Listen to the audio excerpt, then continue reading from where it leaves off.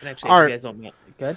while we're streaming here, I'm going to go ahead and do my little shout outs and sponsorships. So, first things first, the lady up in the top right hand corner there, she's the owner and CEO of C's Design. So, if you want anything personalized cool, check it out. She even made this awesome Menzo Baranzan t shirt, which is a Forgotten Realms icon. It's the original home of Dritsto Erden. So, check it out. Also, two shout outs. My buddy John, he has his podcast, and they talk about anything from Star Wars to Star Trek and both. They've interviewed a lot of authors as well as the current science tech on that's Star Trek's using. So if you are interested, go check out their podcast anywhere Apple Podcast are, or actually anywhere podcasts are. So it's called Lightsabers, Captain's Logs and Lightsabers. So check them out. It's a really good podcast. So very informative, and it's from my good buddy John. So, and last but not least, if you want to get swole, okay, if you use code BREI10 at checkout on axandsledge.com, you get 10% off your total order. And it's the greatest supplement company I've ever used. It's my hat. Kristen and I are actually in a competition right now for a body transformation where we can win a lot of money, and their crap actually works. They're a very transparent company, so they actually tell you what's in their stuff. So again, if you want to get swole, if you want to be the hardest working motherfucker in the room, check out axandsledge.com, and again, use code BREI10 for 10% off your order. All right, back to Dungeons and Dragons, back to the real fake world. All So, right. John, carry us away. Sure. So we, at the end of the last session, the party has set off after doing a little bit of downtime, discovering, where they can purchase the most basic of goods at this little settlement. Um, we all learned that the people of Numerovia are here to do mithril mining, and one of the sources early on was at a gravesite nearby, the tomb of Garrett Greystone or Greyhorn. After doing a little bit of reconnaissance, they Guys, learned, look, I see him. well, except for it's gray, no camera yet, but that's okay.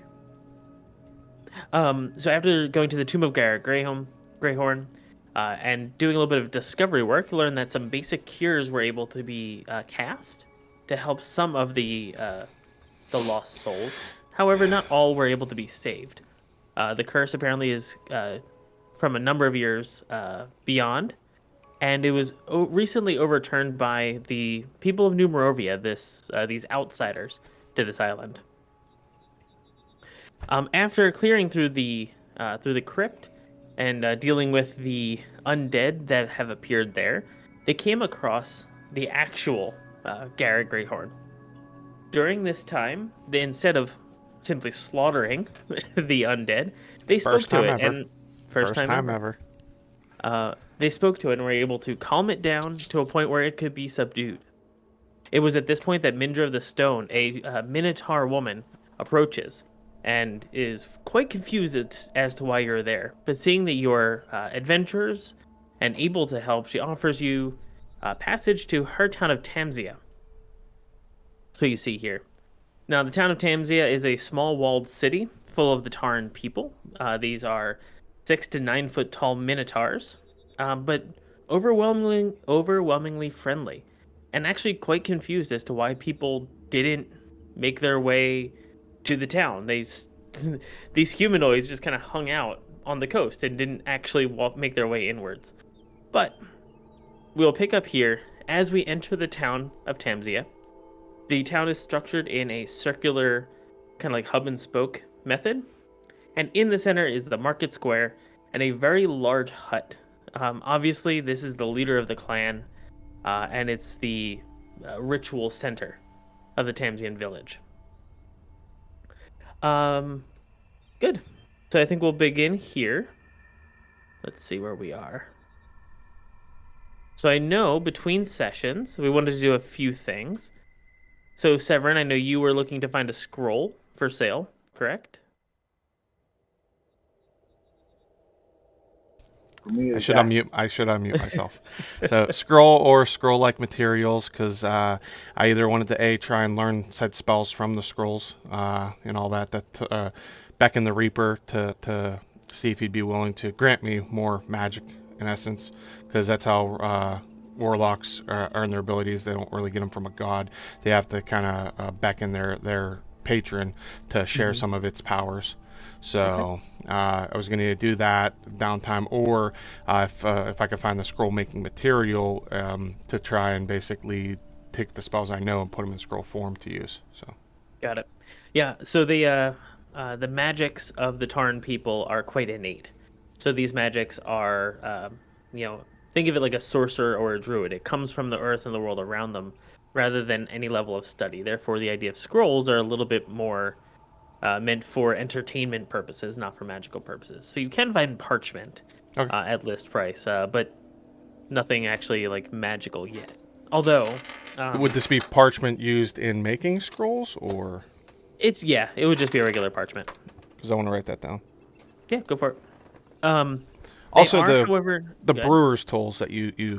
uh, said that there was available as well. Which everybody watching the stream, I am going to link up the Discord we made. I made a permanent link so people can join the Discord and chat in the certain areas that we have made live for people. So check out the stream channels. I'll be posting that as well. So, Hmm. but anyway, the brewer's tools. Yep. Brewer's The tools. You have secondhand brewer's tools. So somebody just kind of gave you an old set. Yeah, with those though, is it like, are they not as good as like normal ones with being Nope. There's secondhand? no. They're the same quality, except their lifespan will be reduced. Okay, so I can only Yeah. use them X amount of times before Exactly. having the. Okay, all right, got Yep. that.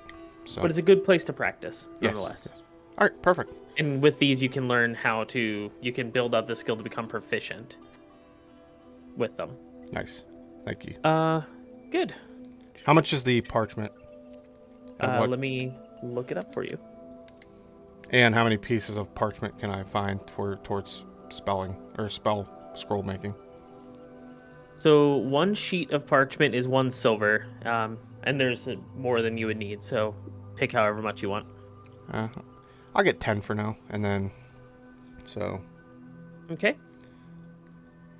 So go ahead and you can reduce that. So that'd be 1 gold, and you can take it off of your. I'll put it on my character sheet. Yep. So awesome, thank you. No problem. Smoke was also at the site of all the hides because the entire town, and I should probably explain this a little bit clearer. So there are very thick hides covering each of the buildings. The hides are stretched between two very large pillars of bone, almost kind of making it like a teepee, sort of, or a tent, tied off together. But even still, the cured hides are what keeps everybody inside clean and safe from the elements. Seeing all of this, you are interested in looking for a leather armor upgrade to studded, and you are able to find that without a problem. Now, you do guys get a lot of questions, and I'm curious how you'd handle it. One of the Minotaur merchants, the one that's selling you Smoke the studded leather, is curious, like, how is it that you're out and about all the way away from your home, and you don't have the proper armor? It seems like a lack of planning is what they're intimating. It's less of a lack of planning so much as a lack of. If you sound really far away. Is that better? Mm-hmm. Yeah. The settlement that we came to has not evolved further than a settlement that you would expect to see after 6 months. And they're having severe difficulties, so we were not able to upgrade any of our armor or weaponry while there, and would like to do so at this much greater city. Why have you not come visit us sooner? Personally, my group and I just got here within the last few days. The settlement itself has been afraid of the spirits roaming the lands and have secluded themselves to their landing. I see. I Well, so you've seen then the spirits. Yes. You can rest assured they don't approach here. The Minotaur lands are sacred, and even our ancestors know not to bother those within a settlement. But I do warn you, go outside of our settlements, and the spirits can claim whatever they wish to claim. Understood. All Well, right. we've come in hopes to settle some of the spirits of the lands and bring peace back to the area. A noble goal, and I hope I wish you would succeed. And she collects the payment, or he collects the payment for the stud leather, and obviously is done with the conversation and is ready to move on. Okay. Go ahead and roll an insight check. Oh, that is not a D20. That is a natural 20. Yo, okay. Um, the Minotaur merchant is not being fully forthcoming with you. Um, you don't know obviously what they're not saying, but they're saying there's obviously a part of the conversation that he's trying not to have. Like almost as if they're kind of dancing around what they're trying to tell you. Well, trying to think of how to word this. Uh, I can't help but feel that there's something troubling around us being in the area. Is everything okay? Yeah, the merchant gives a nice long sigh. He's first off he does a very deep bow and his horns almost kind of nick you. Obviously not in a way that's threatening, but in a not aware of his own size. Yeah. Um, I'm he a he big guy. I get the struggles real. yeah. He's like, look, my name is Thrillness. I have lost my brother and my sister to the spirits. These two kind souls wish to harm no one, and yet the spirits harm them. This is not our ancestor. Our ancestors, even the corrupted spirits they may be, still wouldn't attack a Tauren. It's not natural, These and I'm afraid spirits. of what it might be. You fear that these spirits are coming from another source. I think the sad part is that they are the spirits of our Tauren. You know, I've seen my brother walking around the settlement at night, but what's powering them? That what's fueling their horrible undead sickening body? And he kind of pauses for a second. He goes, "That is not Tauren. That's something else." We will do everything that we can to bring peace to your family's fallen spirits. I appreciate that. He takes however much is studded leather. Hang on a second. Studded leather. So studded leather is typically 45 gold. Are you paying the full 45? I was going to try to negotiate it down and trade in my current leather, Okay. but if I don't get the sense that it's so much of a barter, like a place to barter, then Yeah. I'd rather have the armor than not. I don't want to Yeah. insult them. He'll knock 15 gold off if you're gonna give in your your old armor. Okay. So let's do that. So that'll be 30. As he takes that though, John. he takes 5 of those gold and after sharing this information with you, he just leaves it on the table. So he takes 25. So you can take 5 back as well. Okay. I was It's just more about like to ask. a very subtle nod. Can he get anything back? Like during the downtime, I was selling my leather armor and all that because of my spell abilities. Now that I can get a better AC, so I'm selling my leather armor. If I'm there during that, can I use that transaction to kind of get him a little bit better of a price? Like, hey, look, I'm turning this in too for you. Mm-hmm. In essence, give him advantage. Yeah. So Yeah.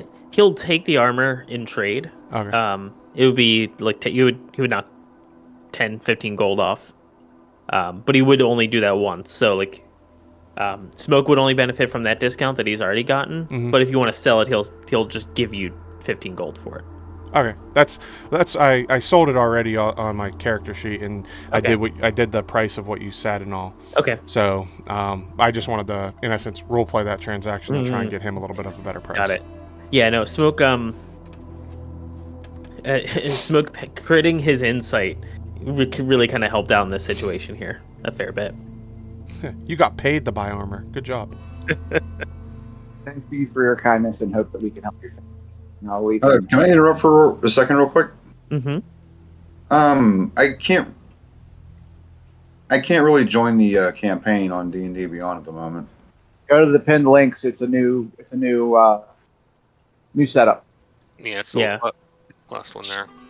Yeah, I moved into my own server, so I don't have to pay the service fee for the other one. All right. Copy What do and I paste click? it. You'll have to type that in. It's not a link, like it's not a clickable link. Yeah, yours truly did not do it that right. Hang on a second. Copy and paste it into your browser and take it right there. Same login setup as what we've been doing. Try this. Let's see if I can do it. Oh, Game Master's Hey, taping check your chat. something. Yeah, we both did the There you same thing. Oh, perfect. Oh, yeah, do it without the S. I'm not sure if he has it set for secure. It still works. Okay. Then Yeah, do they the both S. should make it to the same place.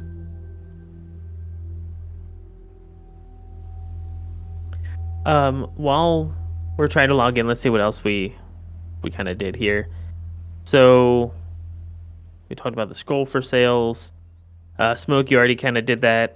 You want to offer your current leather as a trade-in? We just did that. Severin would like to seek out a sickle.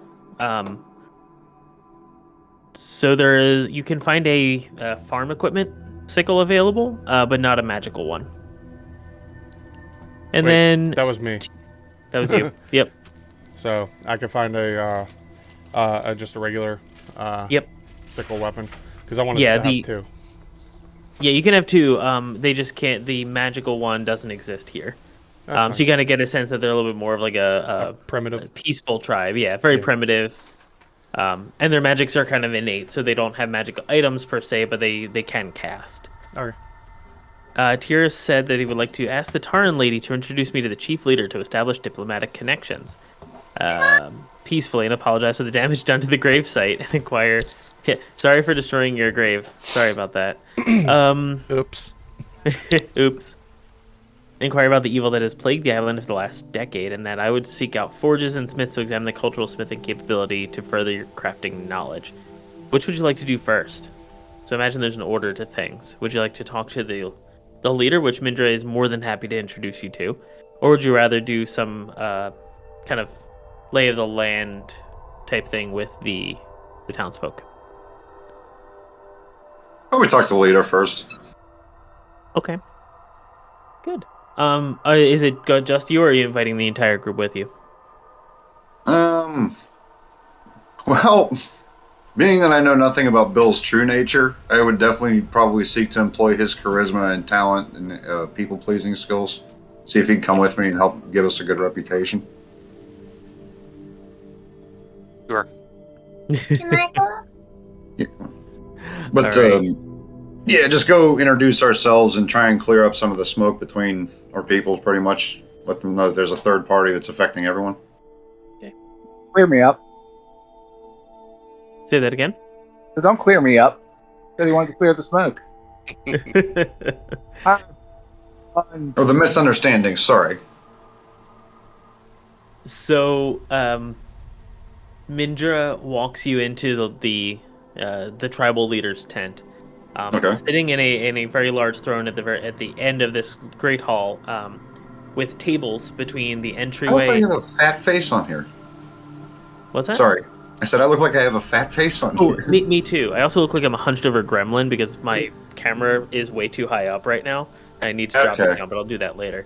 I look like a vampire. I mean, got this light on. Yeah, you got that light right over your head. I get that. Yeah, I need to drop this like 2 inches down, I think. Either way, so this kind of tribal leader's tent has multiple tables with piles of food and drink on it.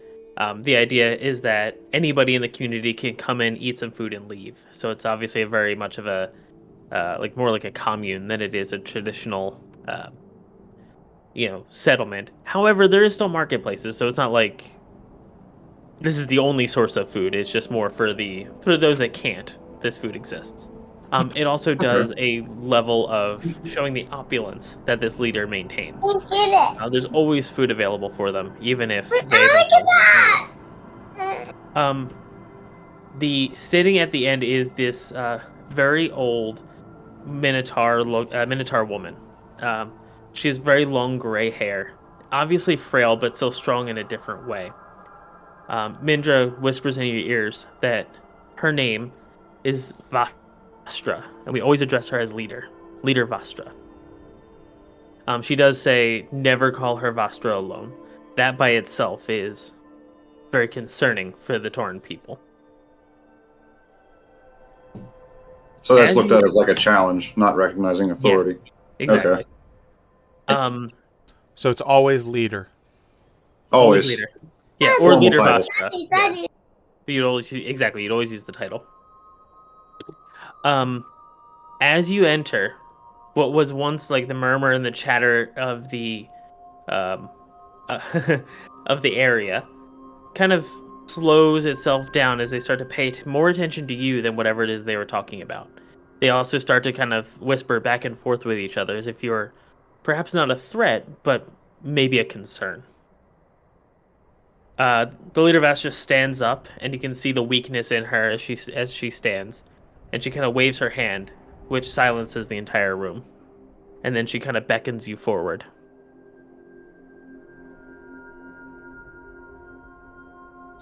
Are we all there for that, or? I think Zaven was the only one that was officially invited, but I would imagine. I guess it's up to Tyrus if you want to invite others or not. Well, I mean, if you're doing that while, let him know. Yeah, I was gonna say if you're doing that while like Evan and I are shopping or whatever, feel free. Yeah, I don't need to be there. I'm sure you'll relay whatever. Yeah.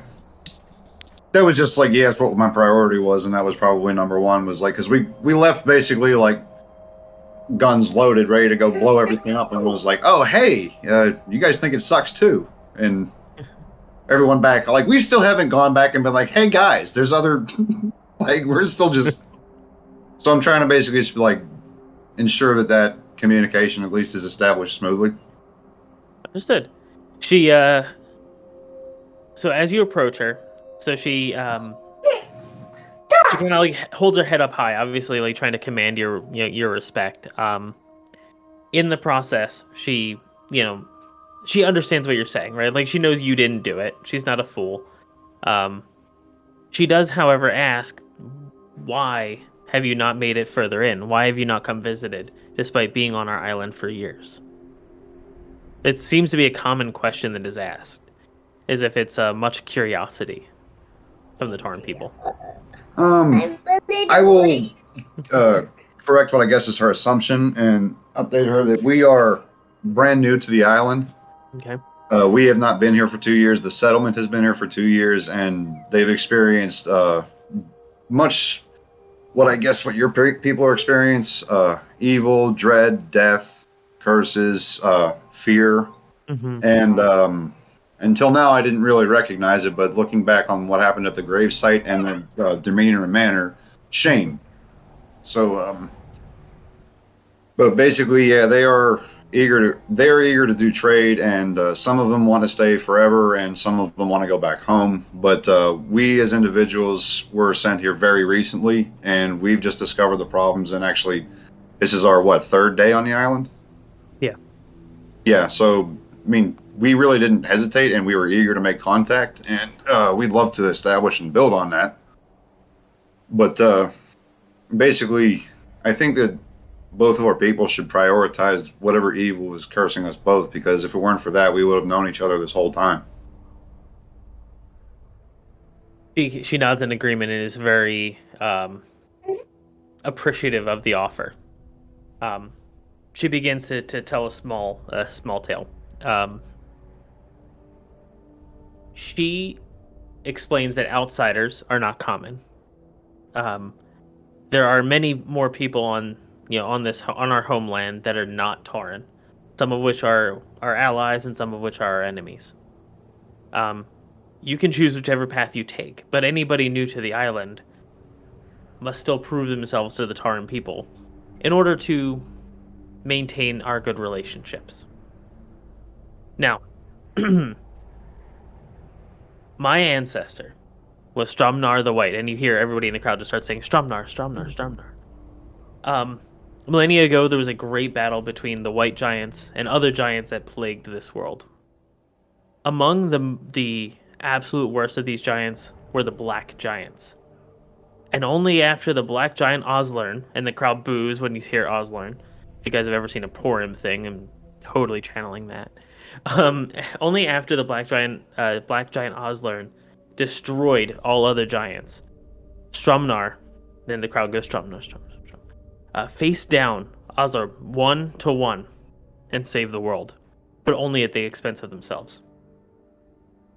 However, it now appears that brown giants are returning, and I fear that this to be the cause of our ancestors and their rest.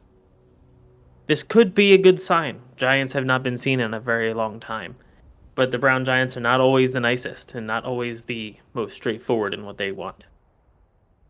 As an outsider to our village, I would ask that you help prove yourselves worthy. Become part of our community. And indeed, if you do want to save our world, this is a good way to start. Now, if you will, I would appreciate your help with this. As an ancestor of Stromnar the White, and you hear the crowd again, Stromnar, I must not fight any other giants. It was the curse that Stromnar and Oslern faced together, and I have been sworn to peace as my ancestors before me. But that swear to peace does not extend to you, and I hope you will help us. As a non-Tauren, you should be able to make headway better than we can. Sometimes peace isn't always what it's cracked up to be.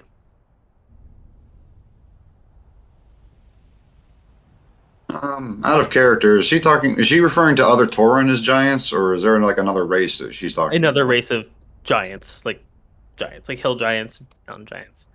Except where you would call them hill giants or mountain giants, they call them by different colors. So like a black giant, a white giant. That's so I got confused there. Yep. All right.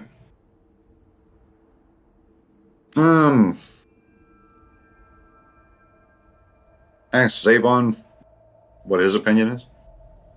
Do an insight to see if she's holding something back, because I mean, Yeah. basically asking us to fight their battle, but Yeah, go for it.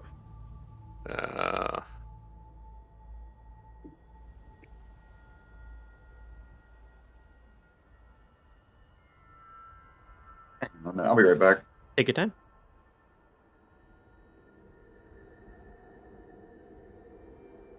uh 11 plus the insight of 3, so 14. Mm-hmm. So, I mean, it's obvious that she's not telling you everything about their history. I mean, that should go without saying. I meant in particular about what they're asking us to do with the battle. Fight. Yeah. You're getting a sense that despite Vastra, a descendant of a white dragon, which she says to be a very peaceful thing, right? Because, the white dragon saved the world from the black dragon. They're sworn to this sort of peace. If they're sworn to peace, it would be a logical assumption that would carry forward into asking others to commit violence. That by itself seems a little strange. No, you mean giant, right? Hmm? You mean giant, right? What did I say? Dragon. Yeah, giant. Sorry. Okay. No. Really quick out of game is because so dragons are organized into like chroma colors, like white, black, red, and I'm doing the same but with giants. Okay. And it's just hard for me to like switch track and call it a. No, that's Freudian slip perfectly there. fine. I just want to make sure that Yeah. You're not sending us in the face of Yeah, dragon no, giant. at level 2. I mean, Y- they are giants, so. Yeah. yeah. No, these are actual giants. Okay. Yeah. Brown giants are hell giants, in case you're ever particularly curious. But yeah, you get the sense that there's something strange. Like, why, if she's sworn to peace, would she then ask for others to commit violence? Like, that just 2 and 2 isn't adding up together. I'll give Tyrus that insight, but Okay. I turn Oh. and he doesn't seem to be there. He's off admiring a tapestry. Ooh, Okay. piece of candy. Ooh, piece of candy. Yeah, right. Let's cut to outside. Rin, what are you up to? The horrified look. Well, you see, just I'm just trying to take everybody's situation here in from missing out our last session. And what is it that I was doing last time? Just in case you were just kind of sure. hanging out. In the woods. Yeah, just hanging off in the Okay, woods. yeah, that's what I thought. Yeah, you were pooping next to a tree every day. Thank you. Yeah, it was a rough time. New place, travelers, I guess. I'm not really sure what I want to do at this very moment. I'm a little torn. Hey, what are your options? That's funny, little Tauren. Hate it. Puns. Hate it. I quit. Evan, just Just turn mute your camera Evan. off. Hey, Goodbye. We'll see ya. I have kids, so Dad Bill, jokes. I had to knock at the door and I had to go see what it was. It was Yeah, just a no- package delivery. What did you discover? No problem. Well, is Ren done? Yeah, since I'm figuring things out. So okay. Fine. go I ahead. didn't want to interrupt. No, you're good. So it just I did an insight, and it doesn't seem right what she's asking us, considering that their peace treaty or peace pact, that it would not extend to them even asking someone else to break that peace, to fight for them. It doesn't seem, something's not right here. Well, I believe she said it was based on an ancient law, right? Yeah, Yeah. but I mean that wouldn't cover asking someone else to attack.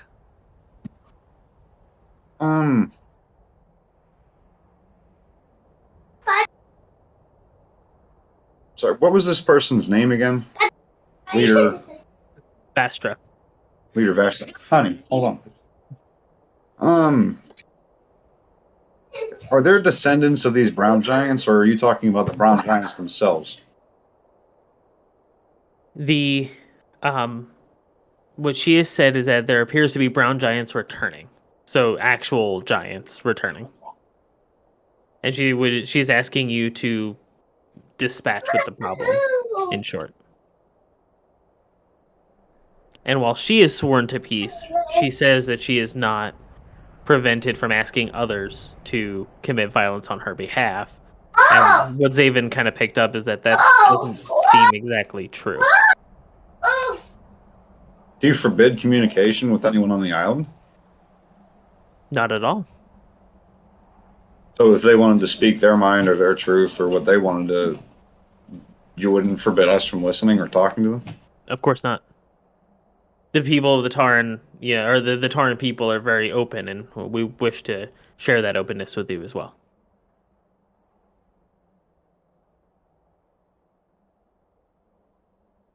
I'm failing to see like the pressure as to why they need to be dealt with violence. well, I'm not there obviously, but their spirits are being their ancestral spirits are being disturbed by the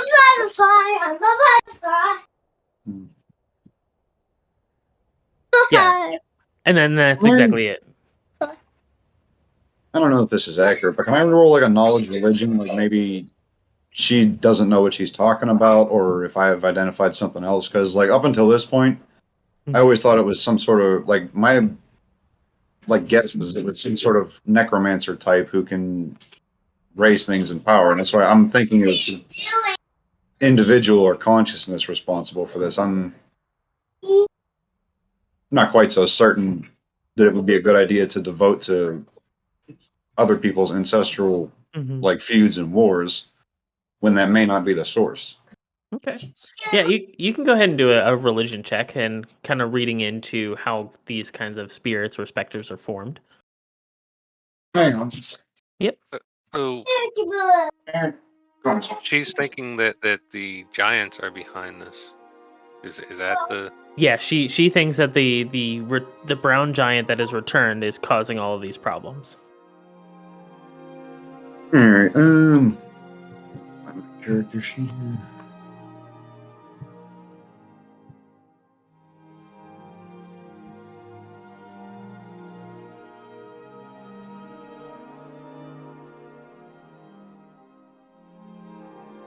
Oh.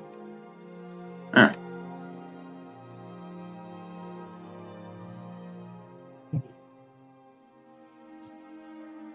I rolled an 8. Yeah, I mean, Yep. you don't learn really anything particularly new. There's nothing that's kind of, even as you think about it, you're like, yeah, well, I guess it sounds plausible enough. Right? Like you can't shake the feeling that you have, right? But you can't dispute what she's saying either. So it's possible. Have there been any other outsiders here between 2 and 10 years ago, or roughly 10 years ago? Yep. No. The most recent human or dwarf outsiders were from, centuries past.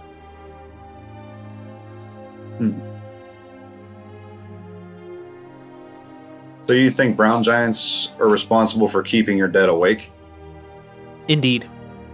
Be right back, guys.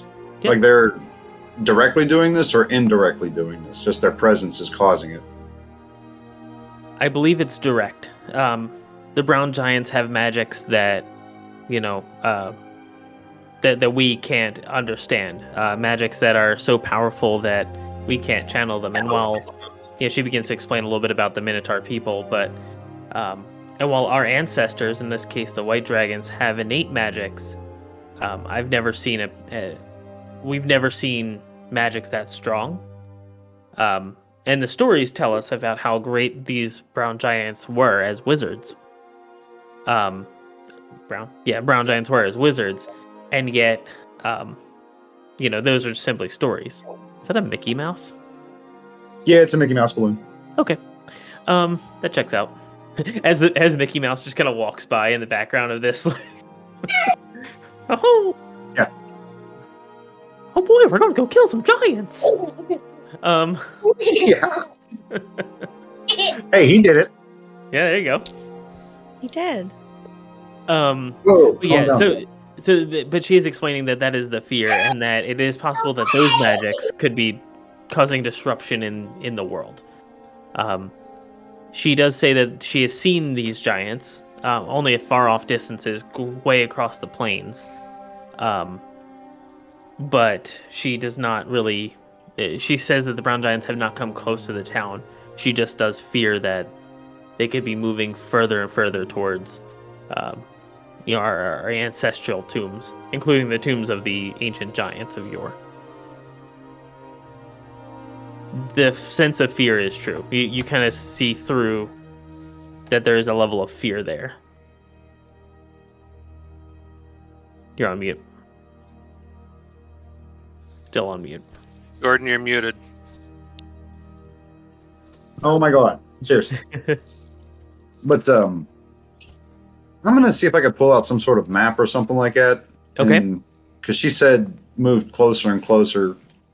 I'm gonna ask her to try and show what direction it came from. Like when she says closer, where did it come from? Okay. So, to kind of paint for a picture, she has like a very rough map of like a very large like table map, but it's still rough in terms of maybe scale and perspective.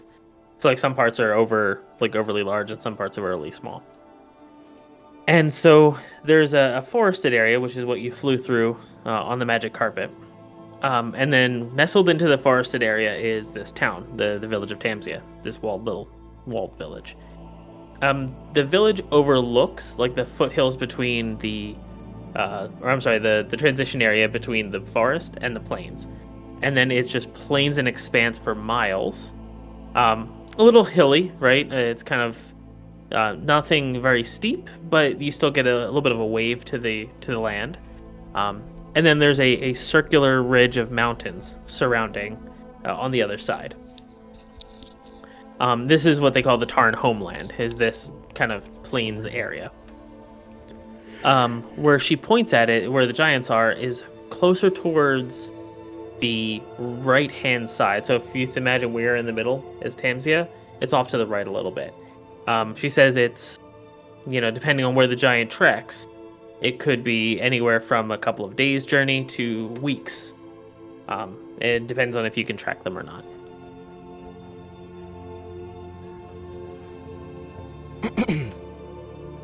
And at least that's where they were last seen. Area is definitely up for investigation. Bill, did you have any other information you wanted to gather?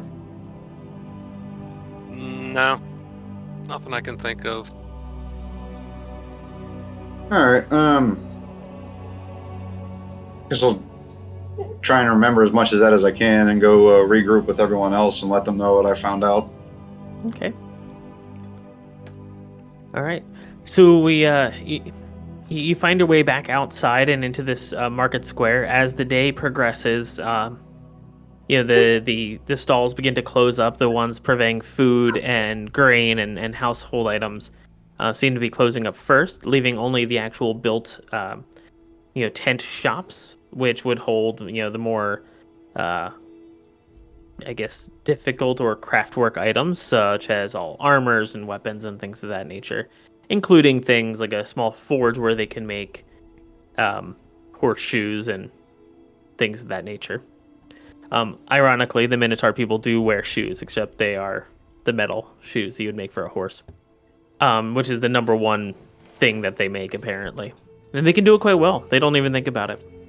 In fact, as because I know, Tiras, you wanted to talk to somebody in a forge, like they're just churning out, Minotaur shoes, just kind of as they're having a casual conversation with you, not even thinking about it. They do use a different smelting technique, where instead of kind of like putting a piece of metal into the forge and then hammering it, they take it right from the forge, put it immediately into ice water, hammer it underneath the ice water, and then back into the forge. So it's quite of a steamy room, but as you're learning, it provides a very strong metal. And yes, I know in real life that's not true, but go with it. My guy would definitely make that face. Like, what are you doing? But yeah, I mean, if they have innate magic, I mean, would that be apparent? Like it's not doing the idiot stuff that I would expect it to do? They're using their innate magic and... No, it's actual just like a different technique, but they just say it has something to do with the metals, or I'm sorry, the water that they use. So it's not magical. Even if you were to cast detect magic, there's no magic here. And they process mithril like that. Yeah. Wow. Yeah. If everybody watching at home that actually works with metal, sorry. Are they aware with the other method? Or are they aware of the regular methods and they do that anyway?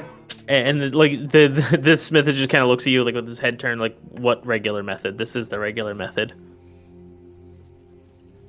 At this point, I'd probably feel bad and just show him, like, take it out of the heat, hammer it when it's moldable, then put it in the cold. And then when it's in the shape you want, do the hot, cold. That's... Yeah, he does that. He obviously, like, very awkwardly, like, he can churn out the, like, swords like nobody's business, but, like, awkwardly puts it, like, just like this hot on the anvil, right? Yep. Like, I'd even where's the water? Like, how do I...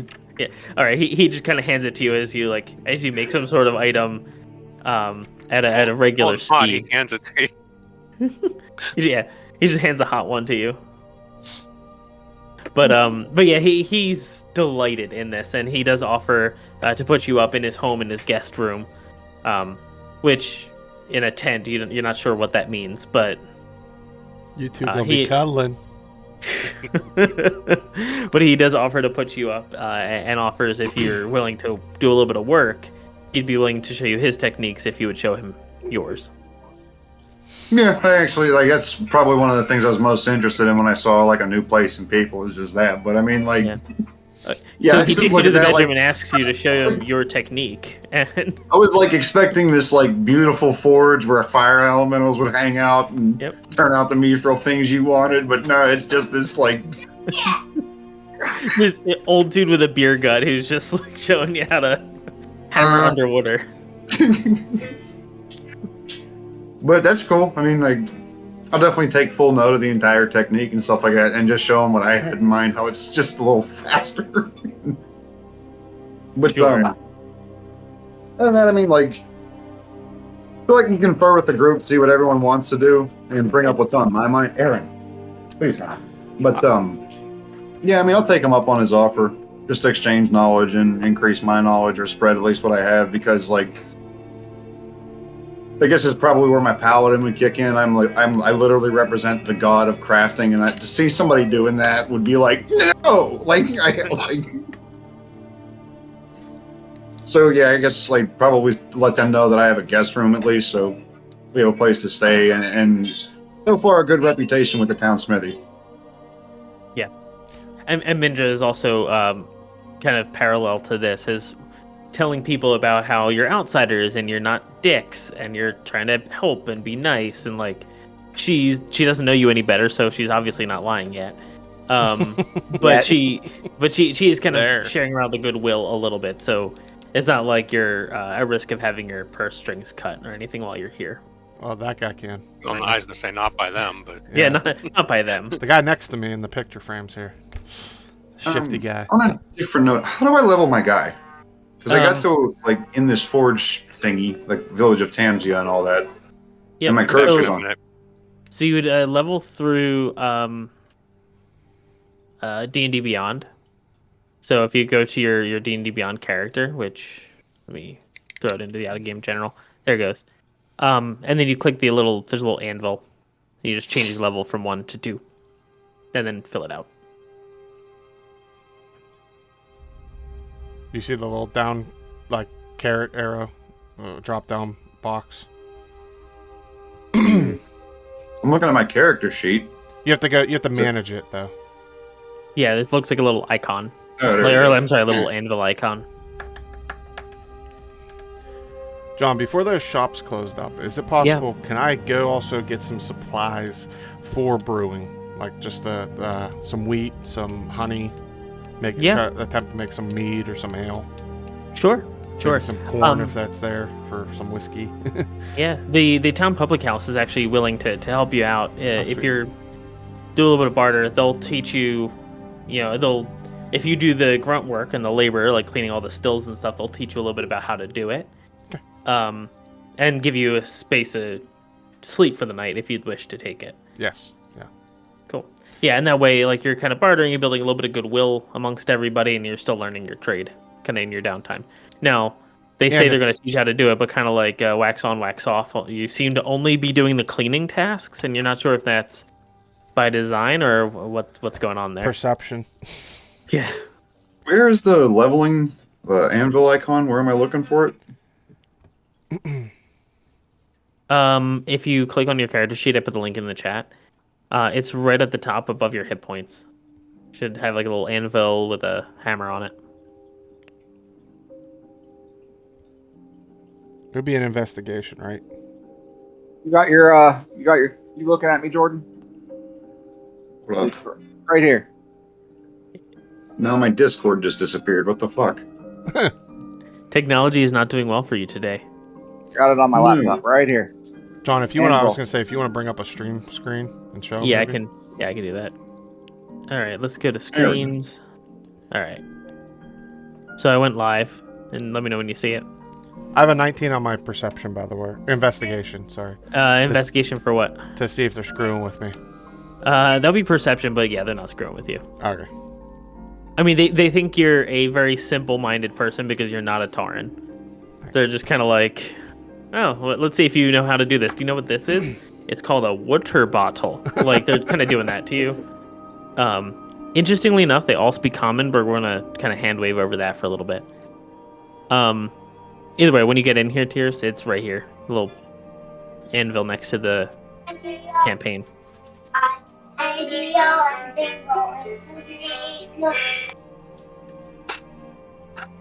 That was almost haunting, by the way. I feel like just walk through like a haunted house and just hear the bingo is his name, song. Yeah, and then just stop abruptly. Like, all right, well, I'm gonna write that session out for my real world ideas. But yeah, it's this icon right here. All right.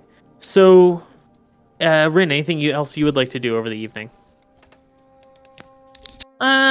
I think not. I think that I'm just gonna chill here Okay. for this downtime. Huh? Okay. Oh, sorry. No, you don't want me to just care about myself. You think I should help out everybody? Somebody thinks I should go hunt for food because, evidently the woman has to still make food here for the group. Is that what I'm hearing from you, Chris? I want the whole world to know that I'm the cook in our family. So Well, I mean, think of it, hunter and gatherer. Chris is the gatherer right now while you're going out hunting. You're brewing. Yeah.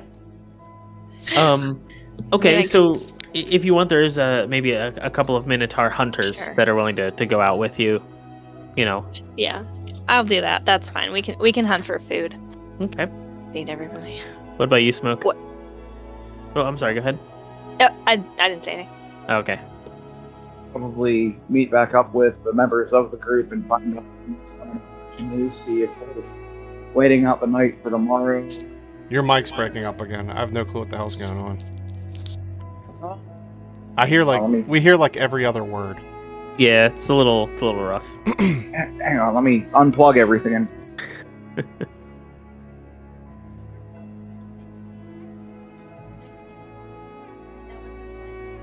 Are we adding additional features when we level? It would tell you what you're eligible for. So, like when you move it from 1 to 2, it won't let you save without picking all the things you have to select. Okay. All right, attempt number 2, Smoke. Is this any better? Yes. Yeah, a sounds lot great. better. I don't know what the heck that was about.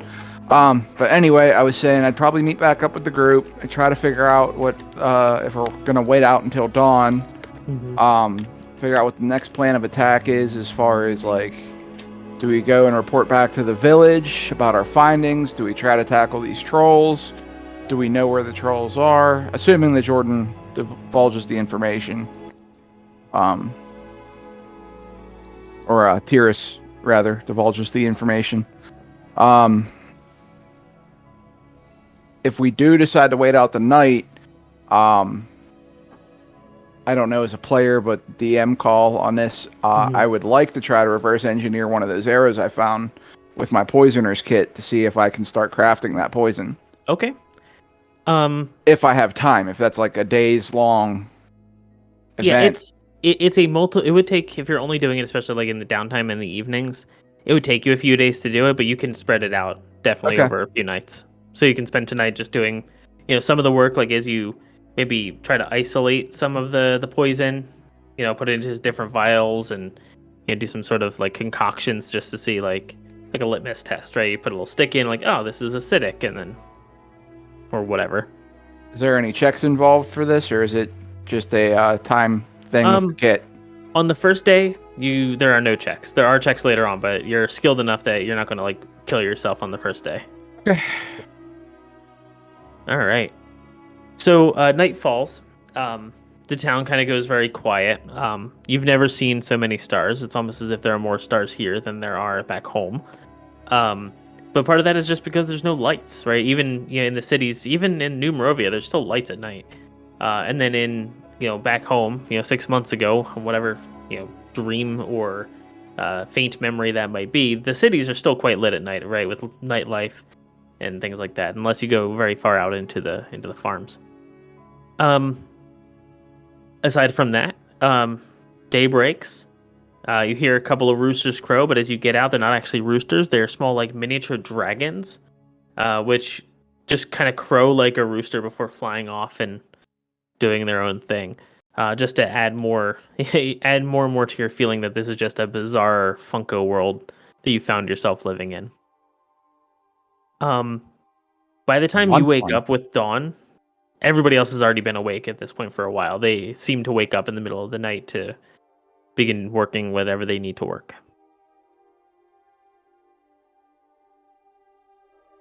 All right. So are we going to set out to try to kill trolls, or what was the consensus on that? Or giants? Okay. All right. They're upsetting the spirits. They're upsetting the spirits. Which is... Mm-hmm.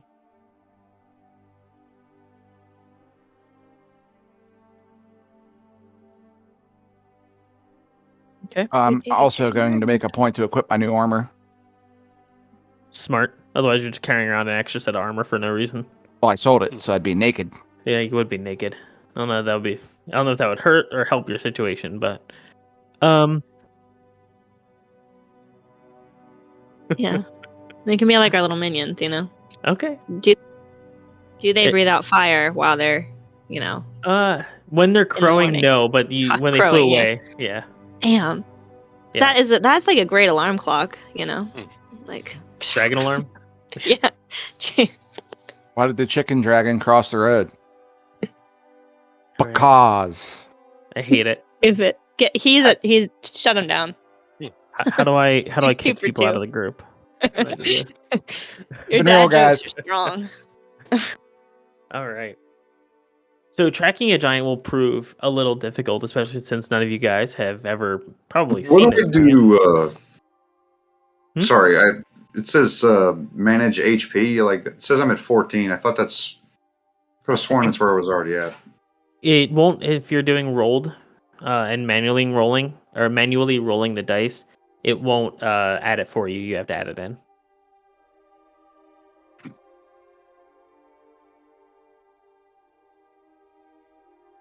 Is it fifth or third? I don't remember where we. Third. It was a third. Yeah. So you would get an extra. Hang on a second. I can tell you. Yeah. So it'd be 2D. This is like weird for whatever reason. I don't have any of those options. How do I it says rolled HP modifier, and override HP. Override HP and add whatever your max would be. Yeah. Or you can just do rolled and just add 10 to that, so it'd be 12. I'm sorry, so you see how it says rolled HP is 12? Your rolled HP would be 22. Alright. So I don't need to do override HP then? No. Because you just effectively rolled a 10 in that situation. Alright. So as we set off into the plains, the Tauren people kind of bid you a farewell. And as you kind of step your first couple of timid steps, now, Rin, this is not actually the first one for you. You've gone out hunting. So you have a little bit of a sense of where you're going, but still not... you don't have everything kind of locked down. As you kind of take your first couple of steps out and the city or the village fades into the background, somebody roll a survival check.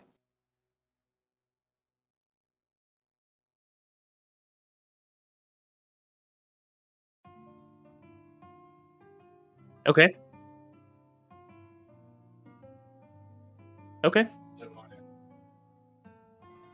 Nice. Okay. You can just do it again. Yeah. Okay. I think my stuff is saved. Can you see if I'm level 2 and all that? If there's anything missing? Yep, you're good. Alright. I rolled a 19. 19. Okay. So you're able to you succeed your first survival check. The day is progressing longer and longer as you can tell it's already noon. You come up to probably the extent of where you are.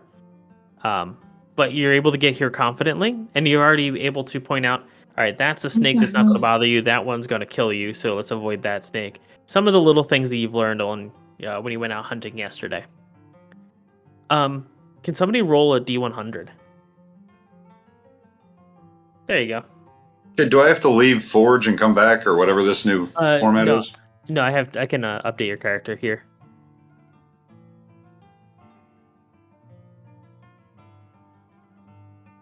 $90. All right. So you come across an old abandoned farm. Obviously, a farmhouse has been left to the weather, and the tides that were once pulled nice and taut seem to be dangling in disarray. The bones that were holding the whole TP together seem to be splintering, and one of them seems to be completely dissociated and fallen into the ground. The what you can assume to be cornfields have now been overtaken by just wild grasses and absolute just kind of given back into nature, wild flowers, wild grasses, and the like. Dotting all of this, you see a couple of broken fence posts, and you see 5 scarecrows kind of positioned at strategic points along the farm, keeping those pesky not crop dragons. What do they call them? Rooster dragons. Away from the crop. These scarecrows, interestingly enough, don't look like time has hit them over the head with a baseball bat like the rest of the little abandoned farm.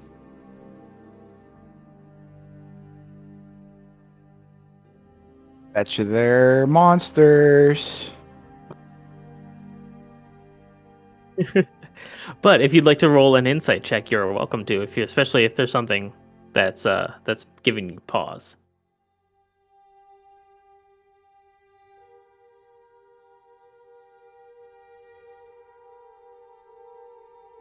I'm sorry.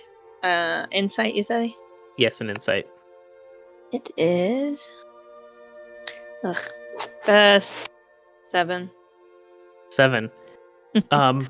You've seen a lot of stuff on. I mean, your hunt was only one day, but like you know the difference between a scarecrow and an abandoned farm, and like it's a scarecrow, it's an abandoned farm. Let's just kind of move on with our lives here, people. Yeah, guys, let's go.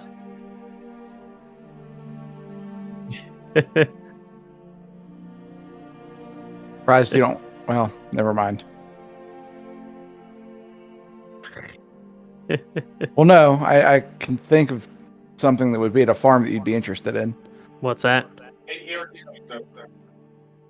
Yeah, but if it's abandoned, there could be sickles or scythes for harvesting the You never know. farm. Okay. Like the same thing. I will. So as you begin to investigate, what are you investigating first?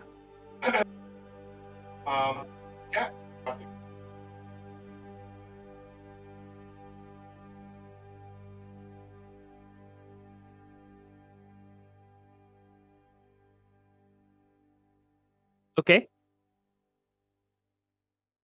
Okay. Go ahead and roll a nature check. You gonna make some moonshine?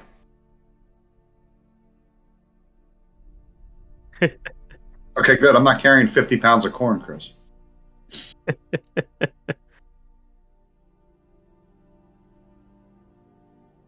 Yeah. I'll investigate too, help salvage, see if there's anything salvageable there, usable. Okay. Nature check on the crops, and then Tyrus, if you want to just make a regular perception check. He's doing it. Do it. He's searching for something different. 8. Yeah. Nope. I got a modified 20. Modified 20. Very good. So what we'll begin with here, and let me just go. Oops. Edit undo. And I'm just going to go ahead and activate this real quick. Tyrus, as you're doing your inspection, ignore the fact that this isn't a farm. Just kind of pretend with me for a while. Tyrus, as you, if you zoom in on where your character is here in the middle, What is that? the scarecrow that you were poking around, just kind of see what was going on with some old equipment that you thought you saw. The scarecrow is holding a scythe. And you notice this because it swings at you. So let's go ahead and roll initiative, and then maybe we'll take a quick bio break if everybody's okay with that. It works for me. All right. Oh, where's it? So what happened? Chris, the scythe was made on farms, dude. Come on. I got an 8. It's Roll a to farm disbelief. tool. Okay, I'm like still doing before better. death, people used it to grow shit. Roll to disbelief. Yep. Tears, what'd you get for your initiative? How did I beat them? Yeah. Where the hell is the? Oh They- yeah, the scarecrow's got a 16. 6 and a 3. What I is know, it? I got an 8. That's what I'm saying. How did I beat them? Tyrus rolled a 16. Oh yeah, I have to do the thing. Okay. Where the hell is it? I think there's issues. I don't Just know how. click on I the word used- initiative on your character sheet on the thing. Yeah.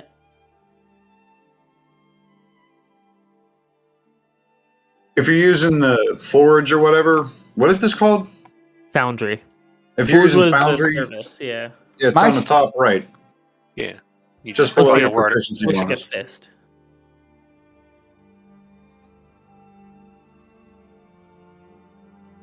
I mean, Rin's right here.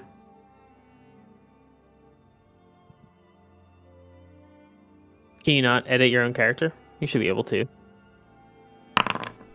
What is Mm, she using? Like what computer? Your laptop? Your Yeah. All right, so we'll be right back with after a quick bio break, and we'll join with as Tyrus is about to get struck by a scythe from a scarecrow. crap. Did we get a long rest? Yeah, you would have Good. gotten a long rest last night at the very Ooh, least. good. Yeah. Sorry. Where's long rest on this thing? Or do I have to do it on the? You can do it D&D in either Beyond? place. I mean, either way. What, If you do it in reset Foundry- both? What's that? That's what I was looking for. In Foundry. Where is Yeah. that at? If you click I on see your it. character sheet, yeah. Uh-huh. You- No, I God don't. damn it! What's wrong? Jakor. No, I zoomed in and then it started spinning. Like no control button was pressed. Like, oh. There we go. All right. Where? Jordan, I have Uh, another keyboard if you need it. It's just All right. collecting dust right Yeah, next you to want me. to take let's take the 5-minute break and we'll Okay. There we go. Come back. I found it.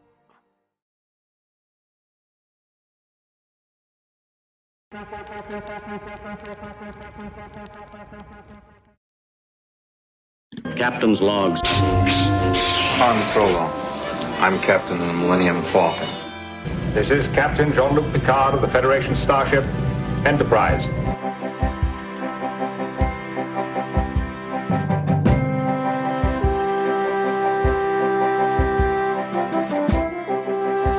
Priority 1 message from Starfleet coming in on secured channel.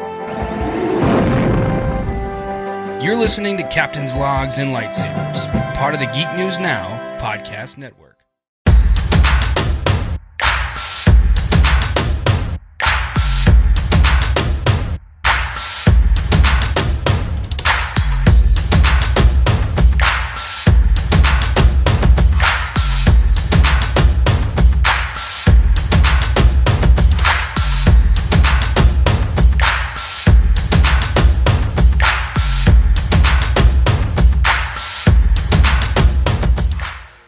All right, everyone, we are all back back? to playing. We're back from our 5-minute break. That was probably more like an 11-minute break, but That's okay. All right. So we've rejoined where Severin is looking for a sickle or a scythe, and Tyrus has also gone in and tried to inspect and find. I have found a scythe. Yep, you found the scythe that was on the scarecrow's hand as it was swinging out to attack you.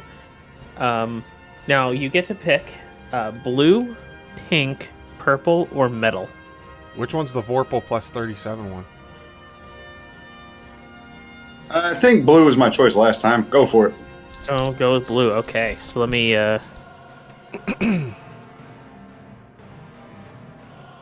Features. 19 to hit. Ooh, yep, that's a hit. That's a hit. Okay. So now let me find my 2d20s to roll for damage. Yeah. All right. 2d20 plus 50. Let's see what that is. Okay, take 4 slashing damage from the Scarecrow's scythe. 4. Yep, 4. Now, if you can, make me a wisdom saving throw. Ooh. The idea of a Scarecrow coming to life is not the easiest thing to palate. Just wisdom modifier, or Yeah, you in the top of your character sheet, there should be actually like a saving throw value. If you're proficient, you'd add your proficiency bonus. I have no idea where your character sheet went to. So yeah, you have a wisdom plus 2. all right, then that'd be a 19. Okay, you save through it. You feel a moment of like fear, but it quickly subsides as you realize that you and your dedication to your deity is better than being scared of a moving sack of hay. Very well. All right, so I guess we'll join the rest of the combat. If you guys would like to move yourselves to wherever you probably would have been during this encounter. So that was the On the surprise thing? round? That was the surprise round. Okay. So keeping in mind, you can move yourself freely for right now. We'll just kind of pretend you were always there. Why do I have missing health? Could not tell you. I have You a can- theory. Yeah, but I didn't take any damage, and I only have 22 HP to begin with. You took Yeah. damage last game. Did you do the long rest? You have to click the button. So it's not that you have 3 temporary hit points. How did I get temporary hit points? I don't know, but if you zero them out, it goes back to normal. Huh. All right, that works. So what you see in front of you, the scarecrows are kind of lined up with the corn rows, or what would have been the corn rows, and this blue box off to the right here is the house. I just don't have a map for that, so. That's fine. That brings it though to Severin's turn. Severin, as you're kind of hunting down through the, trying to see like, oh, this is barley, I could use this, and then you just kind of look over and the scarecrow over Tyrus is swung at him, and as you cautiously look up, there's a scarecrow on top of you. Hi. Has it attacked me yet, or am I first? It is not. You're first. Crap. How do I want to perceive this? I'm going to take, because I have reach, I'm going to take a 5-foot step back. Okay. And I will. So you took a 5-foot step back, so it's going to make its attack of opportunity against you. If it has a Alright. scythe, though, is it still in the... I thought because it has reach, which would make it 10, wouldn't it? It doesn't actually have a scythe. This one is just a claw. The one that struck Tyrus is more like a sickle, so the handheld one. Okay.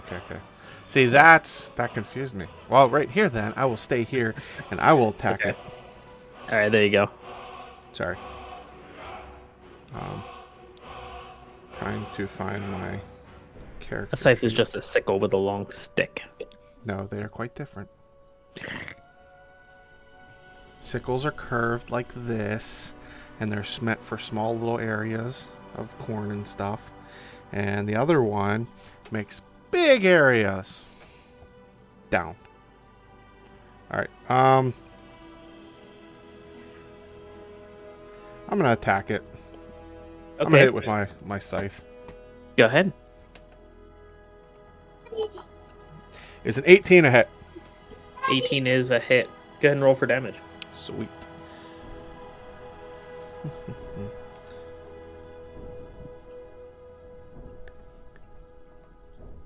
Nine points of damage. Okay. You did well. All right. A little bit of the barley and hay that was stuffing the scarecrow kind of falls out as you strike towards it. All right. Anything else? Good. I was gonna say, how damaged does it look after my hit? It looks like it took 9 damage. Oh, thanks. It's difficult to tell, but it doesn't look too injured. It lost some hay. Mm-hmm. All Excellent. right. Tyrus, it's your turn. Go ahead.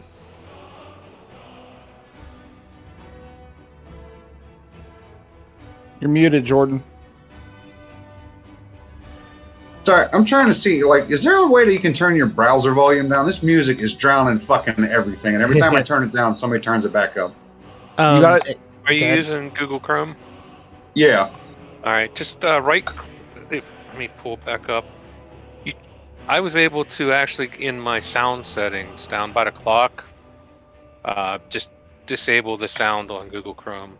You can also right-click on the if it bothers you, you can right-click on the tab and just hit mute.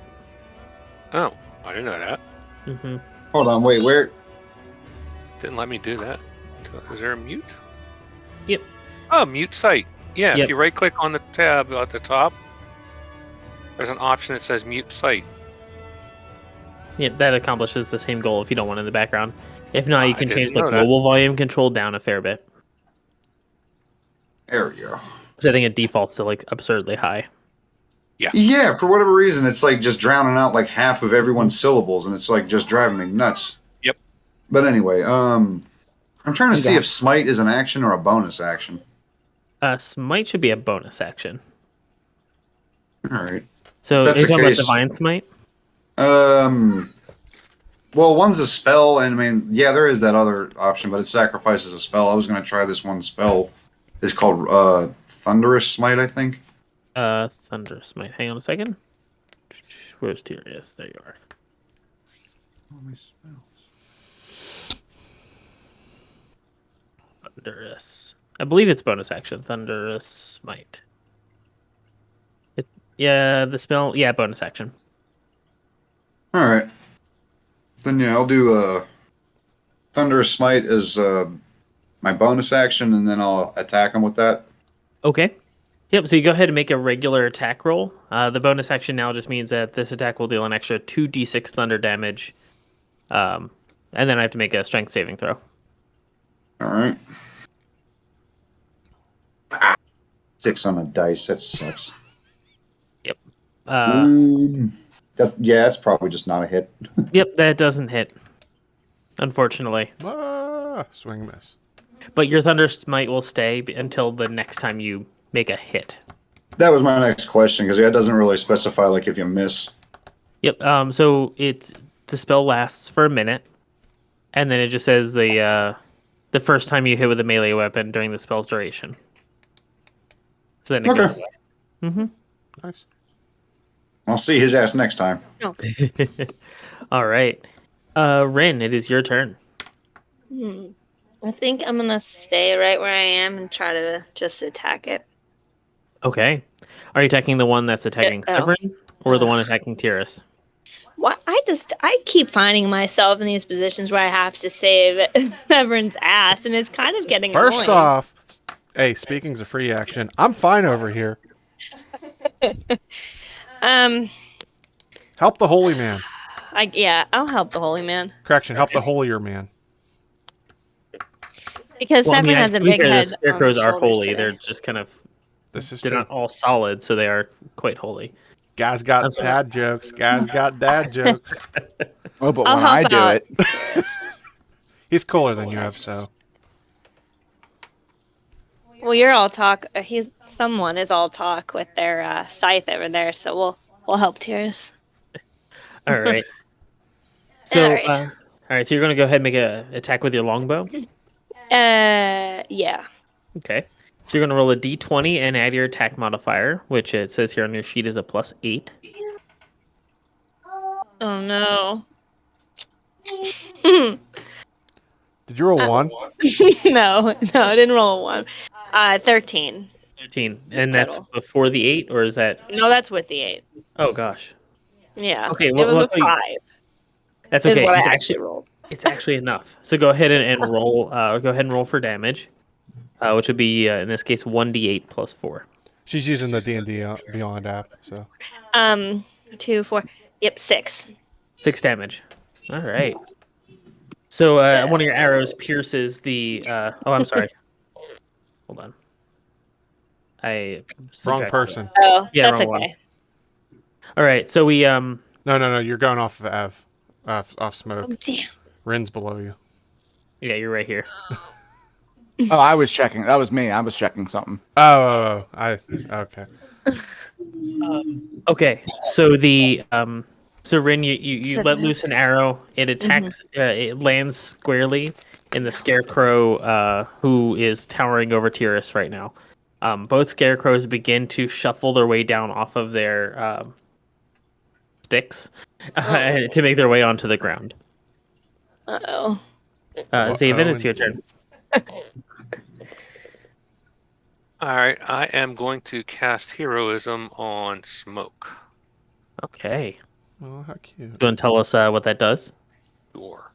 A willing creature you touch is imbued with bravery until the spell ends. The creature is immune to being frightened and gains temporary hit points equal to your spellcaster ability modifier, which is 4, at the start of each of its turns. When the spell ends, the target loses any remaining temporary hit points from the spell. So Nice. if these things can frighten, he's immune. But in addition, he gets 4 temporary hit points at the start of each of his turn. Obviously, they don't stack, but they'll renew. Nice. So, Smokey, you kind of feel like, I mean, Zaven, how are you doing this? Are you like singing him a song, or are you just whispering him sweet nothings? I'll slap him in the ass and tell him, go get him. Yay! That's motivational. Yeah, good game. Good game. Good game. Exactly. Good game. All right. How do I do that? Can you stop playing ass slap back there? No, it's like I just get hit with a scythe. And he's like, "Oh my God, Smoke! Look out!" Like thanks, I'm Bill. keeping an eye on you. We know where the loyalty is. Appreciate it, man. Like it's. How Oh my am gosh. I casting this double? Yeah. Oh no, Tyrus is about to die. Smoke, you're only health. Yeah. Look what happened to Barely Tears. Watch your back, injured. Smoke. No, look at it this way, because every time Smoke enters combat, he dies. So Bill's just looking. That is true. Yeah, that's exactly Can I it. take my swinging action back and cast Protection from Evil in Heaven, just because? Yeah. It's not even that. It's just like, all right. Yeah. Oh, look, combat. Well, I'm going to ready my action to cast Revivify on Smoke, because he's going to need it. So... Everyone's a critic. All right. Anything else, There it Zaven? is. No, that would be it for now. I'm going to stay right where I'm at. All right. There we go. Did the cast spell. Yay.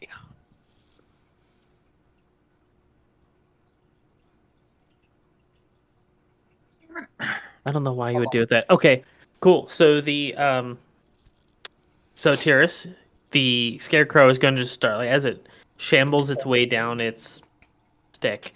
It really tries to strike towards you. First with its sickle, Chris. First with its sickle, and then with its hammer. It's actually the Soviet Union is attacking you. So are they climbing or falling? They're climbing down. Would that They're be not any kind of shimmying. attack of opportunity? Yeah, go ahead and take your attack of opportunity. That's fine. I wasn't going to, but yeah, I'm into it. Do I have to do it with my hammer, or can I use one of my cocktails? No, you have to use your hammer. It's a basic melee attack. All right. You want to blow that thing up in proximity? He's a suicide bomber. No. Just let him go. Is a 16 a hit? 16 is a hit. He's a holy man blowing himself up. Nice. 2d6 and a d8. Yeah, you get to use Thunder Smite on this, actually, because it's the first time weapon attack hit. Let's see. For the Thunder Smite, I did 3 damage. For the hammer, I did 7 damage, and I get 2 extra for the my strength modifier, so a total of 12. Nice. All right, you did a number to this one. It is going to strike you twice. 19 to hit. Yes. Okay, what about a 13? Okay, you need to cut it out with those 19s, all right? That's Okay, with a 19. Make a wisdom saving throw, or be frightened. Ooh. Natural 20. Fuck out my face. All right. Yeah, you're completely, like, you're just over its shit. Yeah. Hold on. Nicely put. Stop it. Stop it. Stop it. Stop it. Take 3 slashing damage from the strike that did hit you, and yeah, you're not here for this. The scarecrow will end its turn, And that brings it to Smoke's turn. Smoke, you as well are also watching this, and you see the scarecrow, and you're like, "Yeah, that I'm not afraid of that." Okay, I'm going to use one of my special abilities for my tabaxi. I'm going to use feline agility. Okay. That allows me to double my speed until the end of the turn. Once I use it, I can't use it until I either move 0 feet or the end of combat. Okay. So that gives me a speed of 60. So I'm going to move to Mia if it'll let me. You have to switch it from the ruler to the square. Okay. Yeah, that's what I was doing. Okay. I'm going to attack him with my rapier. Okay. What's your move speed? 30. Never mind. I'm not going to say anything. Well, there's a reason I doubled it. Where's my attacks at? So that gives me I have advantage. You would have advantage. Wow, I rolled extra shitty. So 10 with advantage. Nope. Then I'm going to use my cunning action to disengage. Okay. Oh. Nice. You kind of in and out. Don't worry, Tyrus. I'm here to help. Bye. He ran by, gave Jordan a high five, and then ran out. Exactly. You got this. You're good. Yeah, you got this. You're good. All right. Well, So actually, no, I'd be kind of surprised. That's the same move I did to him whenever he fell. So I was like, okay, cool. You got here faster. I appreciate that. Well, now he just had me take a swing at him, so he might want to come after me. Especially since everyone seems to know that I die in battle all the time. well, Smoke, as you run your way out of out of the whatever the hell this is, the combat area, you rush in completely fearless. You make your attack, it doesn't do anything, but you try it anyway, and you run to the other side. The scarecrow hovering over Severin, as a response, kind of looks towards you, and then he is going to use what's called terrifying glare. So, if the target can see the scarecrow, the target must make a 11 Wisdom saving throw, be magically frightened, which you're immune to. So it's going to attempt to scare you, and the scarecrow seems more confused than anything about why it's being completely ineffective. Is this like a supernatural ability? Can I attack doing that? Or... No. Okay. I'm gonna mimic the glare back at him. Okay. I'm gonna bluff him and see if he gets scared. It is not scared, but Severin, it is your turn. The scarecrow above you is kind of paying more attention to Smoke than it is to you at the moment. So with 5e rules, what's the rule on casting in combat? Nothing. Just go ahead and cast. So if I shot an Eldritch Blast, it doesn't provoke attack of opportunity or anything? Correct. Okay. Because I know the only thing that would provoke attack of opportunity would be standing up from prone or leaving a combat area. Okay. And they really simplified that. Yeah. Yeah. I mean, there are other nuanced ones, but like that's the bulk of it. I'm gonna punch him in the face with an Eldritch Blast. Go for it. 23 the hit. Yeah, 23 hits. Roll for damage. Jesus, nice. 5 points of damage. Pay attention to me, you asshole. And it definitely is paying attention to you now. All right. Anything else, Severin? No. All my other stuff's like reaction spells and stuff. I did a Dragon Ball Z. I put my hand in his face and shot him. All right. Tyrus, it's your turn.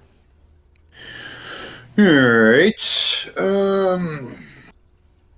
I will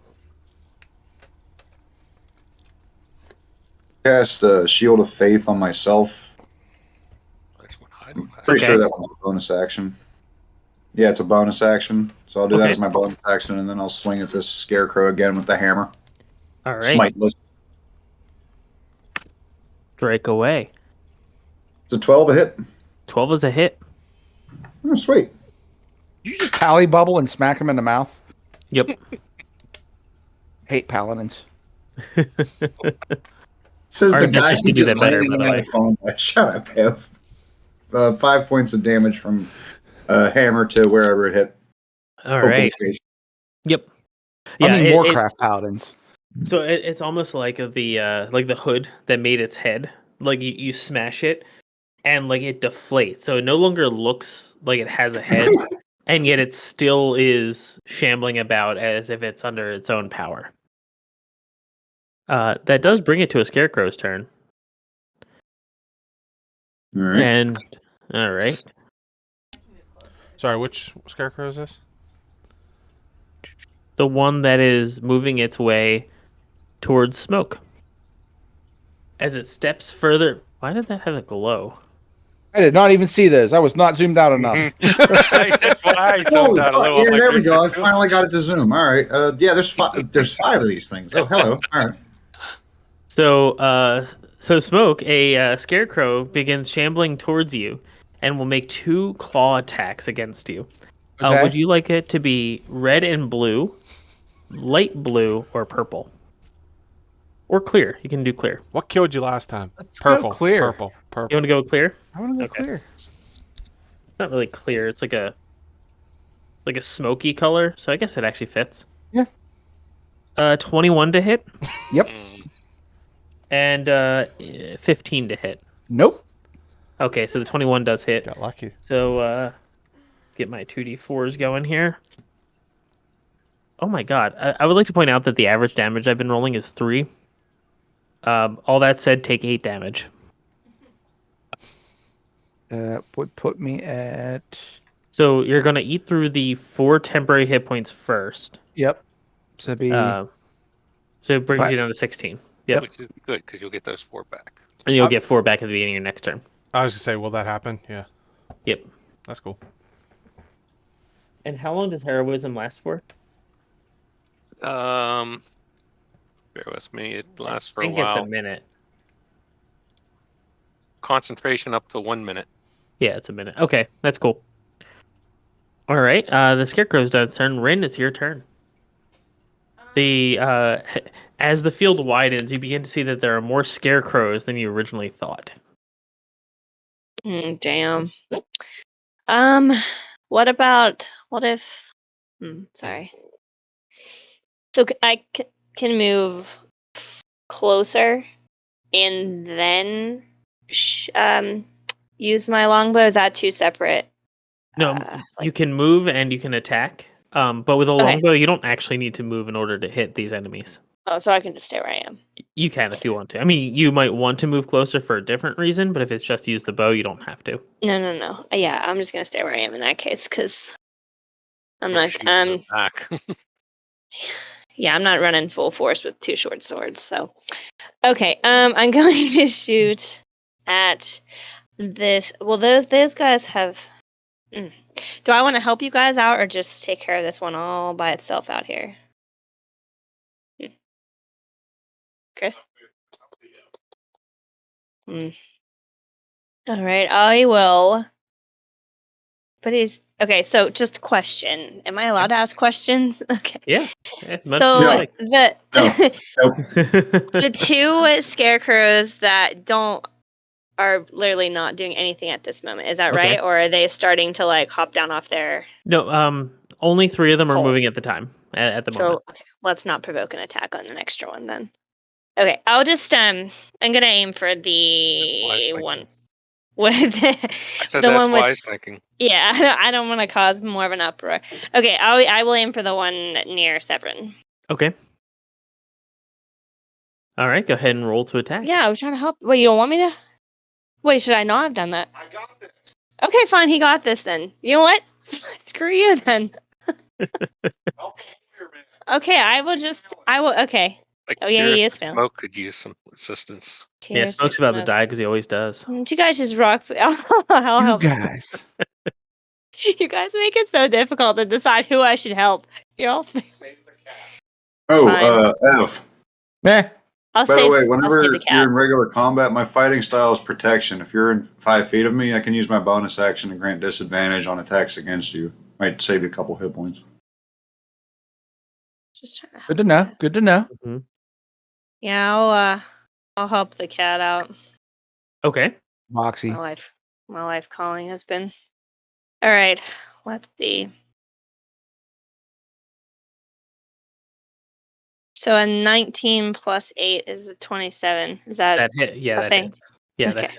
that hits. Very well does that hit. Go ahead and roll for damage as your arrow will undoubtedly pierce smoke somehow. Oh no! Oh no! Okay, 6. Okay.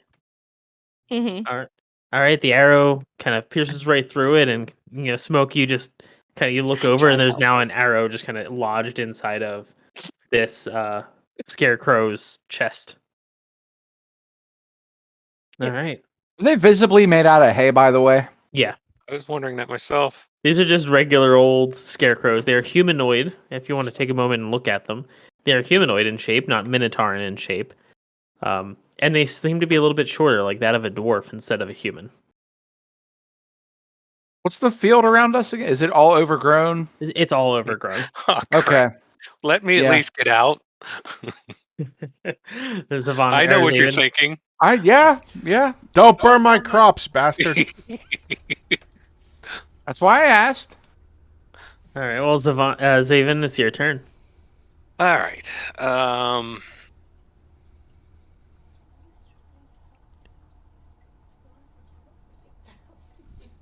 have no ranged weapons. I forgot to pick up a bow. Oh, lack of preparation. I'm just going to do a bardic inspiration for Tyrus. Okay. I mean, there's really not much I can. I'm holding the spells for a reason. Yeah. No, that's legit. We don't need them yet. Mm-hmm. Yep, that's what I'm going to do. I'm going to do bardic inspiration on Tyrus. Okay. And seeing that there's another one down below after zooming out, I think I'll take. I'm actually going to take a 5-foot step closer. Okay. I got to take the ruler off, though. How do I take the ruler off? Move it from the ruler icon to the square icon. Thank you. Yeah, that should put me in range. Oh, now I need the ruler. Put me in proper range. Yes. It's got to come in. Yep, we're good. Okay. That will do it. Are you going to cast any other spell?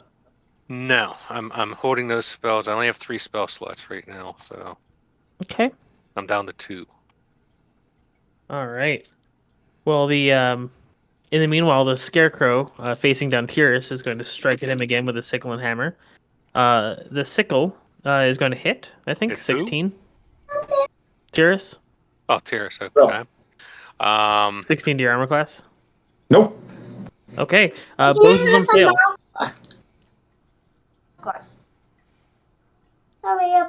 And I'm sorry, Zaven, did I cut you off? Were you going to do something else? Nope, you're fine. Okay. Scarecrow makes his 2 swings and misses. It's now Smoke's turn. Okay. Do I have advantage on the one that's closer to me since Rin just attacked him? No. You'd only have advantage if you either have flanking or the other. You would get sneak attack if like an enemy was next to it. So, for example, you would get sneak attack bonus on the other 2 scarecrows, either of those 2. Okay. Then I'm going to disengage from the one nearest me. Okay. As my cunning action, and as my attack action, I'm going to attack the one at Jordan. All right. Kind of try to thin down the field. Yep. Should be advantage on flank. You'll have advantage on this one because you're flanking. Hey, John, when you get a chance, can you re-import my character? Because I am missing a spell on the forge. So that'd be a 17 to hit. 17 hits? Mm-hmm. And you're good, David. So that's going to be a D8 plus 4 plus sneak attack. I'm not seeing it. That's okay. So 12 points of damage on that. And my sneak attack is currently at 1d6.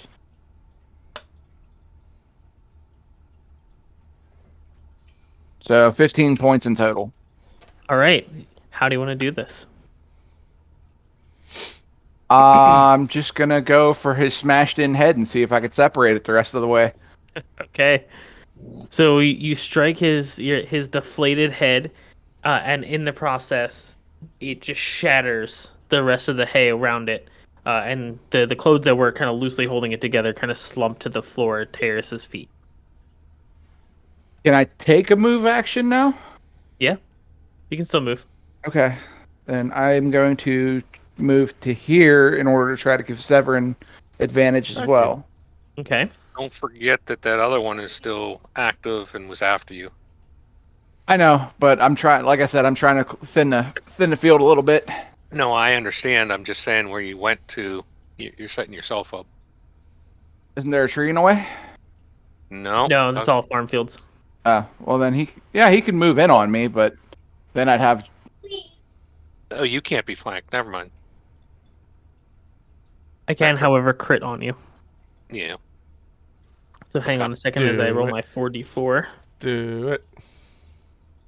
Poor Severin. So after like just destroying one of these scarecrows, you run up trying to give Severin a little bit of a help, but I'm sorry, Smoke. It's going to strike towards you. Okay. And it's going to do so twice. And then, hold on. Why is this thing taking me as a joke? Pay attention. I've punched it in the face twice. Oh, I forgot to do my temporary hit points too. Yeah. Put me back up to 20. Why did it move me? I have no idea. You should have theories. All right. No, so... it's temporary, not regular. You I just don't- added regular. Oh. How do I add the temporary? it's underneath the hit points. There's a little... There you go. Yeah, I got it for you. Okay. Okay, so including the critical hit on the first attack and the near critical hit on the second attack, it is 8, 10, 11, 13, 16, 17, 18, 19 damage.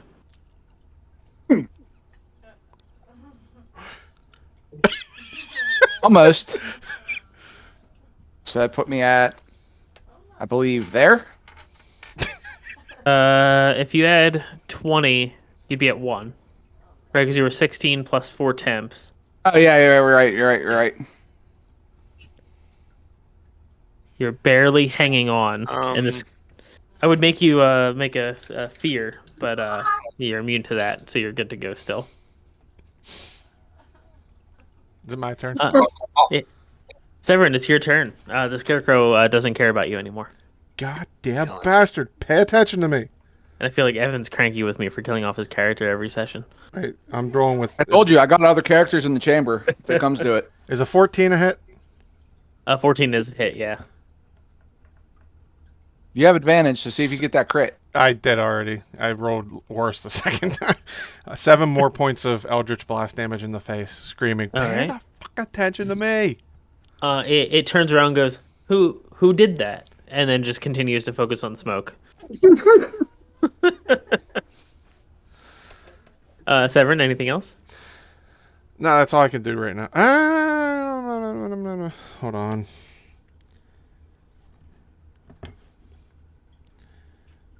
Bonus actions. Action.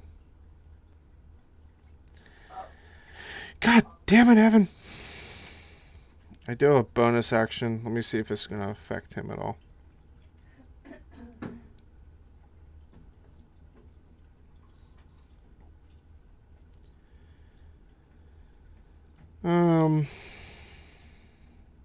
Nope. This won't help him. So. Okay. Tyrus. Tyrus, it's your turn. The scarecrow at your feet is now just a pile of clothes and hay. Did I make him a force ghost? I made him a force ghost. I'm gonna move there. Okay. And, all right. So now the scarecrow has flanking on Smoke. I'm sorry. Whose side are you on? Are you on? No, now they can't get flanking on Smoke. Yeah. Yeah. And being as I can't attack from there, I don't know. I can throw a javelin. Or Evan, would you like some hit points? I'll take some hit points. Not too much. Not too You're much passing trouble. them out. I mean, Okay. I only have 10 to give, but that's like all of it. So I'm gonna hook you up with 5, pull you back a little bit further away, because then that way, if we get poisoned or something like else or something that needs restoration, I can sacrifice 5 of my lay on hands hit points to fix that. And being that there's a lot of these left, so I don't want to blow the whole thing. Sorry, but there's 5.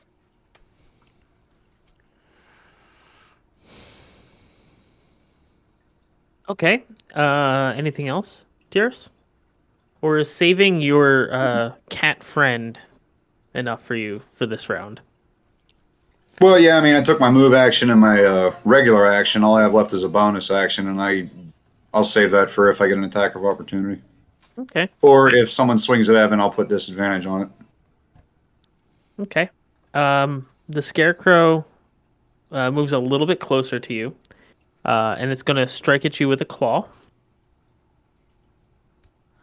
And it's going to do that twice, and both will fail. I'm assuming a 11 doesn't hit your armor class, right? No, with Shield of Faith on, it's at 20. Yeah. So the scarecrow makes their attacks and fails even still. Rin, it is your turn. 1 is down, and now there seems to be a line. I'm fine. I got this. Speaking still free action. You clearly don't got this. He has no idea I'm here. It's like a little kid. I got it. You can't see me. That's what you remind me of. Can you remind me what the favored foe does for me again? Yep. So If I use after your first hit, you can spend a favored foe, Mhm. and then that damage or that attack gets plus D4, like to all damage, Mhm. and then you get to apply that every single time you hit, or the first time you hit every round, I should say. But you only have, I think, 2 of those per long rest. Okay. So like once you do it, Yeah. like it dies with that monster. That's it. Okay. Yeah, I'm not gonna use it. Sorry, guys. How far? Yep. Huh. Just which scarecrow to choose, I suppose. Yeah. That Well, one that's about to really kill off Smoke there. I guess Mhm. I guess we'll just aim the longbow and hope for the best. Got this. You don't. You really don't have it, so that's what we're doing. Okay. So Rin, go ahead and let loose. As a side note, you don't have any of your spells prepared, so you might want to at some point do that. I don't think You were supposed to help me. That was my fault. I think I forgot to set that up on her character sheet. Got it. So had I had those, I could So have she done has something 2 else. spells. I just never marked them. I see. You can still attack. Well, that's Yeah. what I'm going to do because I don't have them and I don't know what I'm doing. All right. So All go right. ahead and roll for D20. your attack. I have a 18. That hits. And which one are you attacking? The one next to Severin? Yeah. Okay. Go ahead and roll for damage. Oh, Shut up, Jordan. Should have. No. How much? Yep. 5. I 5. rolled a Oh. 1 just Yikes. now. So. The scarecrow, in a weird disembodied voice, says, I will kill all 4 of my enemies. The cat next to me, the paladin, No. the creature over there with the instrument, and the elf. The only enemies I see. Nobody else is here. I'm wearing his face After after this. So, I guess Anything else that's you it. want to do, Ren? Oh, I mean, I don't think there's really anything else I can do now. So. Yeah, only if you Speaking get is a one free attack. action, right? Speaking is a free action. It's Yeah. shoot. Rin, what's the you ought to phrase? move a little closer to us because of that one that's still down there by itself. Can I move? Yeah, you can move your full speed. Oh, I can move myself Yeah, maybe move closer up towards Bill. Yeah, I'd move on the other side of me, maybe. that way. Just north. For Like over here. Here. Is that what you mean? Yeah. Okay. Not Yeah, quite that that works. far, but that's fine. Okay. Well, I'm directionally challenged, and I aim the bow at people, so it's fine. Okay. That'll be all. Smokey, I didn't realize this, but you crit failed your initiative. Who, me? Yeah, I know. Yeah, I didn't even Which is realize funny that. because whenever I rolled it on the table, I had a 22. Shut Okay. up. All right. I mean, I can.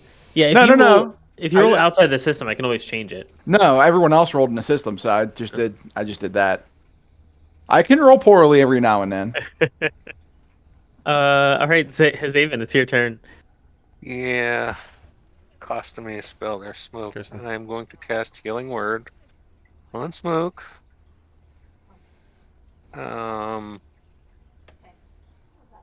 Did it do something, or do I have to roll it? If you clicked on the healing button in the chat log, or you can just roll the D4 plus whatever your mod is. Yeah, like I said, Okay. where you roll, I don't care as long as I know what it is. Public roll normal. Bill somehow got an 83. So.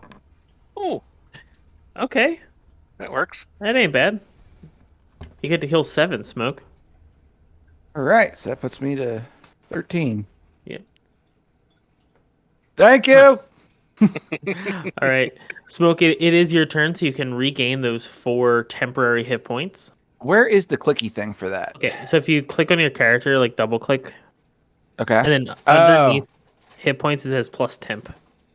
Okay, I see it. So that'll be 4. And then we see it as like a light blue bar. Right. It'll come up because I keep forgetting that that's the. Okay, there it is. Okay. Mm-hmm. I'm going to attempt to attack the one that Severin clearly has. Okay. With I believe it's going to be a 22 to hit. Yeah, that's gonna hit. Armor class is 11, so yeah, you're fine. Okay, then that's 1d6, or I'm sorry, 1d8 plus 4, plus 6, or plus a d6. Oh yeah, you get your sneak attack on this. Yep. So that's going to be 15 points of damage again. Okay. The scarecrow is dead. It lies completely. Which one is it? Is it this one? Yeah.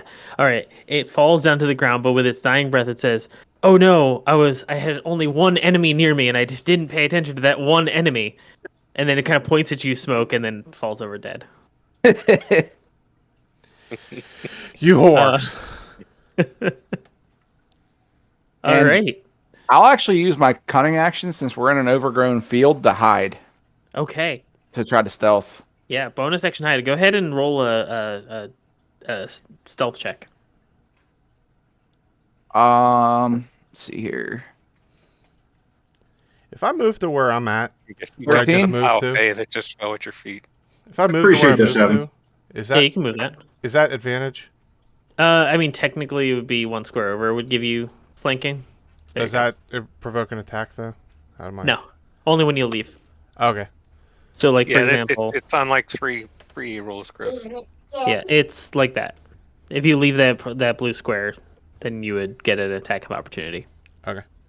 Well, I'm going to move there, and I'm going to swing with Okay. advantage. Is it 18 a hit? 18 is a hit. With my scythe, dealing Okay. 9 points of damage. All right. The scarecrow turns around and goes, "Who hit me? Was it you, Paladin?" And then I'm burning all Keeps our going. bodies after pissing on them. Your crops. Dearest, anything you would? Smoke Or, I'm able sorry, to Severin. hide? Anything else on your turn? Oh, it's pink. Cool. Can we use the? You do all your nails, Daddy. Jordan, who you we do on have now? advantage though. So It would be Tyrus. Oh, it's my you- turn. Yep, and you do have advantage. All I right. don't think we resolved. Did Smoke able to hide? Oh yeah, Smoke. Did you roll a stealth? Yeah, check? I got 13 on the 13. stealth. Okay. I'm Buddy. All right. Can I hit him with one of my cocktails now? Yeah, go for it. All right. oh, Will God, those Yeah, explode improvised into weapon. fire? Huh? Will those explode into fire? Oh yeah, it might not be such a good idea. don't bomb yourself right next to me. Well, no, I mean it burns for like a round or two, but Yeah, but other stuff it's flammable. Picture a dried out wheat field. is it a dry field or is it? Aaron, hold on. No, it's Is it a it's dry pretty field or- lush. It's pretty lush. No, I mean some of the crops are starting to die off, so those are dried. But it's still a pretty vibrant area. So it's not like forest fire fuel? As far as you can tell. Do you want to roll a nature check to find out? It's a strawberry. Natural 20. Do I know? It's not going to cause a forest fire. Daddy. Daddy. All right. Then, yeah, improvised weapon. Okay. 15 a hit. 15 hits. All right, he takes a D4 from improvised weapon damage. All right. 4. Nice. And then, Is this the he has Molotov to make- cocktail? yeah, he has to make 2 dex saves. One's a 15 and one's a 10. Okay. I'm going to be All on right. fire. I'm going to be on fire. I'm going to be on fire. Daddy. It failed both. Failed both? Failed both. All right, well, then he just fell prone, and he can't move for the rest of the round. Okay. And he's immobilized. Because he just slipped on ball bearings and then fell on caltropes and is now in the oil. Nice. Okay, so he falls down and the oil begins to soak into his clothes. Now, I will say there's a little bit of embers going around here. It doesn't cause a forest fire because there's no forest. We are, however, on the plains, and it does create a plains fire. Bitch. I rolled a natural 20. Like, Yeah, come on, man. I'm just fucking with you. I'm just fucking with you. Hey, look, you got to ask the right questions.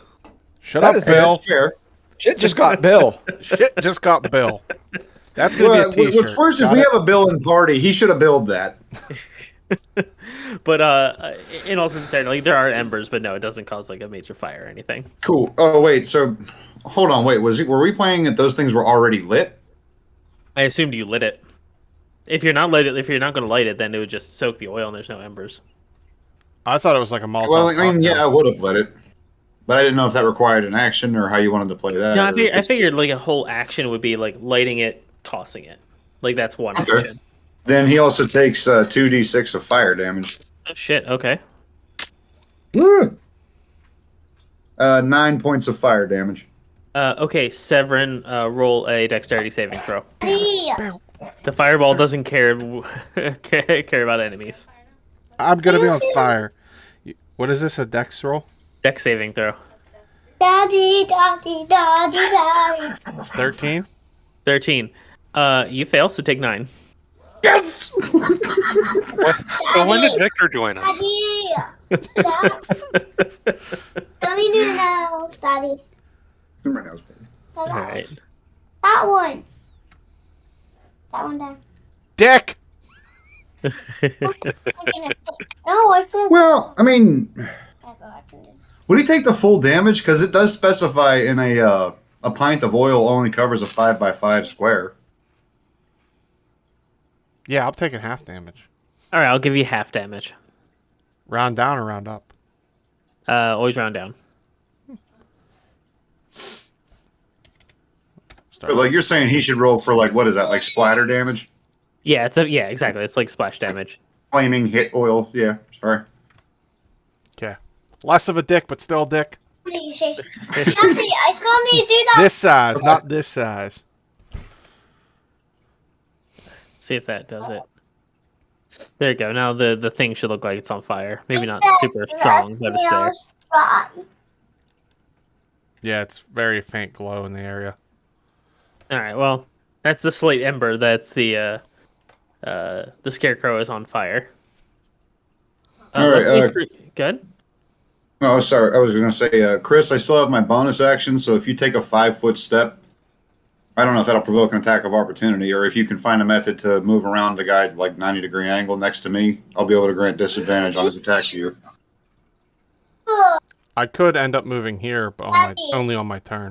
Yeah, you could move there and it wouldn't cause an attack of opportunity. The scarecrow, however, is going to attack you Severin twice. Oh, it notices me. Yeah, Because I'm on fire. Yeah. Actually, wait. I still have a move action, don't I? Yeah. I didn't move that round. Yeah, do you want to move? Yeah, hang on. Okay. Move 5 feet up that way. Okay. Oh, there's no attack. Smoke, would you like to make an attack of opportunity? No, I'll forego it for now. Okay. So 10 to your armor class, Severin, and then a 14 to your armor class. No. Okay. My active one is... I don't know how to set it in the D&D Beyond with the spell. because it just says at will, but it's effectively a 17 Okay. because of the mage armor. So. Okay. I've got to figure there's a way to do it, but I'll putz with it later. Well, the scarecrow's done its turn. It's not even going to bother trying to get up. It just kind of doesn't care anymore about its life. Rin, it is your turn. Zavrin is to your right. Smoke is in front of you. There is a on the ground scarecrow between Severin and Tyrus, and there are 2 other scarecrows scattered about through the farm fields. Oh my. This is a shit show, guys. Can we? Now that you're on the other side of Bill, shoot the one down there. Okay, yeah. I was gonna say, can you shoot the one that's already down, just for the sake of it, but... I got this. Alright, so I'll shoot this guy all by himself out in the Okay. lonesome who hasn't actually bothered anyone yet. So. I'm sure it's coming, so... Okay. Alright. Okay. No, my dice is froze. Okay. Alright. Rolling. Balls. A 13. 13 hits. Go ahead and roll for damage. I hope it's more than the last time. Shouldn't open my mouth. A 7. Okay, it takes 7 damage, and now there's an arrow sitting through its chest. I guess that's all I can really do besides move, right? Because I don't have anything else. Yeah, I don't have any spells set up, so. Yeah, I think that's it. I mean, I don't need to move, right? Because I can still reach from where I'm at. Yeah, so if you're on your character sheet, if you were to click on your longbow, you have a range of 150 to 600 feet. So you're fine. No, we'll just stay where I'm at. I'm not putting myself in there. Okay. That is all. All right. Saban, it's your turn. All right. Yep, you can eat pretzels. That one's still alive. You can eat pretzels when I do that one because you need to let this one dry. Just hook that one up. Eat pretzels like that. Because your nails may get messed up. I know. Oh man, your nails there and that got messed up. Show me. I am showing you. I'll give Ren a bardic inspiration. Oh. Say that again. I forgot I I had will that. give Ren a bardic inspiration. Ooh. Rin, you're inspired. Who else has your bardic inspiration? I'm sorry, I sat on the couch. Was it Severin? Tyrus. Whenever you Tyrus. What does the inspiration do? You get a inspiration die, which is 1d6 currently, for 10 minutes. You can add it when you use it. You can add it to ability check, attack roll, or saving throw. Oh, I'm sorry. This can be added after seeing the roll, but before knowing the results. Yeah, it's a good, like, you roll a 4 and you're like, I know I'm going to need a d6 on that. Okay, that makes sense. Hey. Yeah. You could theoretically say I want to add my bardic inspiration prior to making the attack roll, but most people just wait. Yeah, I mean, don't waste it if you don't have to. Yeah. Although we could probably work some sort of thing out where if you use it before you know the result, like maybe there's some other benefit that comes. He's okay. The one thing I want to work with you on, we should make. I miss crit charts because I was reading and it looked like this game took away critical fail and critical hit charts, and I thought he was using those already. Are you using those? Nope. You should. I make it up as I go. Yeah. Because it was a key attribute of one of the great things of the earlier years of my D&D that I've always loved. So, but that's a side thing we could talk about. Yeah, we can go make them. I'm all about it. Cool. So Smoke, it's your turn. So from hiding, I'm gonna start trying to use my short bow. Okay. Would it be a full round action for me to swap my rapier to my short bow? So it is a free action to drop a weapon, and then I think it's a bonus action to equip one. I'm actually going to effectively drop your rapier and then grab your bow. Is effectively what's happening. I'm actually going to put it away and pull the bow because I don't want to drop it in overgrowth and then not be able to find it. Okay. We can burn it all. We could. Always an option. Then I just have a smoky rapier. Yeah, I'm a paladin. You watch grave sites around me. I'll burn the forest down. I don't give a fuck. You would have issue with that. Yeah. They and I'm actually, let me look that up just to make sure, because that's how I've always played it, is it's a bonus action to equip. Hang on one quick second. Yeah. But I think it's technically a full round, but I think we downgraded it to a bonus action, otherwise, why not? Okay, so yeah, so go ahead and let's just say for now you're able to quickly like sheath the rapier. Maybe you did that your last turn. Okay. And then you grabbed out your bow for this one, so you can go ahead and make an attack if you want. Okay. You just wouldn't have a bonus action this time. Yeah. I'm gonna attack from hiding then. I'm gonna go for the one I'll go for the one Renja shot. Okay. Go for it. So that's gonna be a 13 to hit. That hits. And I would get my sneak attack still because I'm doing it from hiding, right? Yes. Okay. That's a D6. So 5 points of damage plus another 4. So 9 in total. So 9 in total. Okay.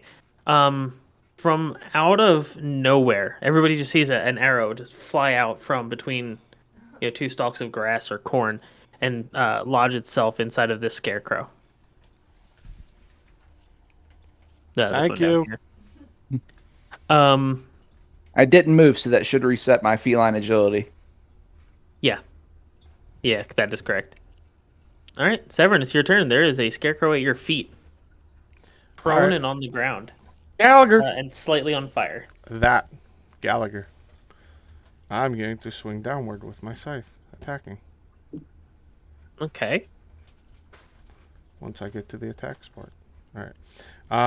With advantage though too, because I'm with Jordan, right?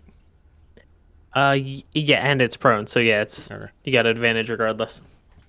Yeah, I don't grant you an advantage on attacks. I grant disadvantage on attacks against you. Natural 20. Natural 20. All right. Nice. Go ahead and roll for all of your damages. So that just doubles the damage, right? It doubles the variables. So, like if it's 2d6 plus 4, it would be 4d6 plus 4, for example. Well, mine's 1d10 plus 2. So it would be 2d10 plus 2. But I think this actually rolled my crit damage, so 19. It looks just like how much? D&D Beyond rolled my crit damage for me. So 19. 19. All right, how do you want to do this as it goes completely dead? Basically, downward like that. Okay. So. All right, so you just like cut right through it, and it's just the burlap that made up its covering is now just shredded through your scythe. You even see bits and pieces of the clothes and such like hanging there over your scythe as if it's like you just kind of cut right through it like a textiles mill. Sweet. I would like the. He just stick his head in there. Does the swing? Does the epic swing put the fire out? Yeah, well, we can say that. We can say like as you did it, there was enough like wind force behind it that it kind of. I did a full-on anime swing, causing the leaves to blow and the field. And it took like 15 seconds though, because like you have to do all these different shots of you jumping up and then like, yeah, 100%. So I'm also gonna scream. Power up for 3 episodes first. I'm gonna scream back to everyone. See, I got this. And yeah, Ev's right. There has to be a lot of to be continued, and then wind blowing, for like 13 episodes. So. And somebody just runs really fast along the bottom of the farm. Just Okay, that's that's fine. Also, can I do perception? I would like to look around. Okay. I got an 18 on it. I want to see if the one that Jordan was fighting originally, Tyrus was fighting originally, was the only one that had weapons. Got it. You can make a perception check on the next full action you have, because perception check during combat would be an action. Oh, it is? Yep. Oh, okay, never mind then. Yeah, unless you're trying to inspect something like in your immediate vicinity, but if you're like kind of surveying the battlefield, that's an action. Okay. Yep. All right. But we can hold that roll though, because it's a don't re-roll. All right. So are the other skeletons moving, or are they all the ones that were moving dead now? The ones that were moving are dead now. Now just remains the 2. All right. Did it look like the fire made differentiable damage, or was it just normal? Yeah, just normal damage. Mm-hmm. Well, how do you guys want to go about this? Should I just ready another cocktail and throw it at them while they're still, or? I don't know. Do you want to waste them? I mean, they could legitimately be scarecrows. Yeah, don't waste them. I mean, don't forget, we do have to still fight giants at some point. Flaming giants are better. Right. Then... Not really. Cool. Flank that one on the other side of the tree, Chris. Do you have any ranged attacks? Javelin. Does it look like that one there in the tree, near the tree there, is like moving, like shambling, getting ready to get down, or is it still motionless? They're all motionless, so they all look the same. The only one that had the weapon was the one that attacked Tyrus the first time. But they all look the same otherwise. This one's just kind of, I mean, there's a little bit of a breeze and it's moving from that, but not a discernible amount at a cursory glance. In truth, we could probably kind of work our way around them without getting near them, and just go investigate the rest of the building. Or are you afraid of these things coming behind us? They only seem to be attacking when we're in a close proximity or near, attacking them. Period. So. We're down to 2. I figured maybe we could just both get like a flanking charge going. You bring the scythe, I'll bring the hammer. You hit his head into my hammer with your scythe. That works. All right. Okay. Okay, so I'll move there, and I'll motion Severin to go on the other side of him. Okay. Rin, it's your turn. Or I'm sorry, Tyrus, anything else? Are you ready in action, or is that kind of... I'm going to basically get there and ready to charge, and then motion for Severin to go over there and do the same thing on the other side of him. Okay. Does charge do anything? What's that? Does charge do anything? No. It gives you an extra speed. And I think maybe an advantage. Hang on a second, I'll tell you. Because I knew charge in 3.5 gave you extra to hit and all that, but it took away from your AC for the round. Yeah. And then I'm more aiming to try and both of us get the jump on him with advantage from flanking. I'm not really...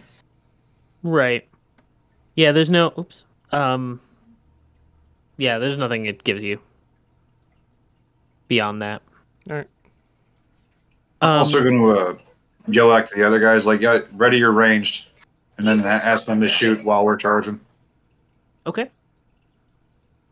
So that does bring it to Rin's turn. Rin, what would you like to do? With Tyrus's direction, I think he's kind of building out what to do next. You could either shoot the one down at the bottom or shoot the one that we're going to attack. But if you guys are going to attack it, and you guys can just attack it. Well, I have the... I'm sorry, what the... the Bardic Inspiration? Yes. Yeah, but that's only if you go to attack or whatever. So... I see. You have 2 that you can attack if you want to attack at all. Well, what I was suggesting was everyone hold your action until everyone's in place, and that way we can hit them with all 4 attacks all at once. Yeah, that makes But I mean, if you don't want to do that, you can. I mean, it's not like a dire situation. No, I'll do that. Do I just move closer? No, I mean, you could just... I just would stay where I'm at then. You can do like a readied action. So, okay, I'm going to ready my bow to fire when, Tyrus gives the order. I will do exactly what you just said. Okay. All right, so we're waiting on Tyrus's order, but your bow is ready. And who are you aiming towards? The one at the bottom or the one? Well, I guess the one that they're going to be in place. Or are we just... Are we... Yeah. right? Are we trying to get both of I them? think at they the aim same time? everyone to attack the same one. Okay, then yeah, let's aim for that Okay. one. I'm behind that bush. All right, I'm gonna put a little like flag or something on it just so we all can see it. Okay, I'm cool. gonna like shoot through the bush, but It's technically not there. It's not there. well, I just have a let's generic try map going on right now. Okay, cool. Okay, All right, Zaven, what would you like to do? Bill? All right, it was There muted. we go. So yeah, I'm just gonna sit here and sing songs of encouragement, but yeah, just holding my action. Okay. What action are you readying? No, I'm not readying. Oh, okay. I'm just singing songs of encouragement and I'm not acting. You're right. I said hold on my action. Yeah, I'm not acting. Okay. Like, I only have one spell slot left. I have no ranged weapon, and I'm squishy. We need to So get you're a just ranged gonna- weapon. Chris, why do you run away? All right, Smoke. Last but I'm- not least. Still over where I'm at right now. I didn't move. I'm going to continue hiding and ready to fire at the flag scarecrow. Okay. And that's Severin. And then I think we're at the point where everybody has to release, or Tyrus at least has to release.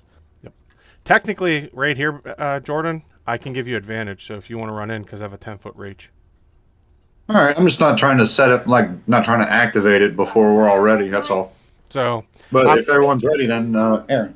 If everyone's ready, then yeah, I guess we'll both swing at it. I'll let you go first so that I can get advantage off of you. All right. All right.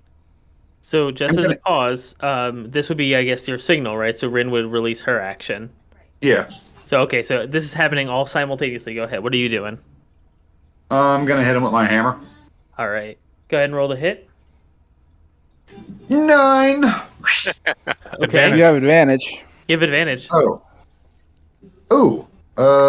23. 23 hits. Okay, so go ahead and roll for damage as your hammer strikes true on the scarecrow. Watch 4 on the die plus 2 is 6 total for the hammer. All right, 6 total. Severin, that would release your held action. 9 on the first roll, but since I have advantage, I can make it worse. 7. So I missed. Okay, so you're gonna miss. Rin, go ahead and make your attack because you released your held. And like, I would like to point out that this entire time it's just this cacophony of action.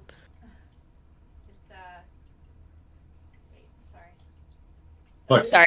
I have a 19 plus 8, 27. Okay, that hits perfectly. Go ahead and roll for damage. No. 7. Okay, so that's a total of 16 damage. And then Smoke, last but not least, your held action as you kind of snake your way through the grasses. That's going to be a 21 to hit. 21 and hit. then where the hell did my D8 go? Oh, I got another one. So 14 points of damage. 14, so that'll be 9 plus 14 is... No, that's 14 total. 14 total. 14 total. Okay, fantastic.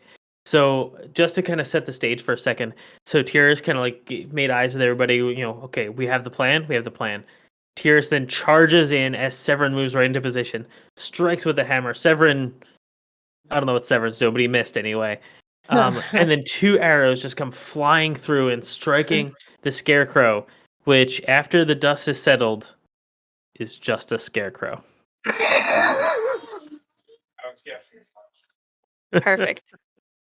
I was honestly guessing as much. Hey. We kicked his ass. I don't care. Like we scared the life out of him.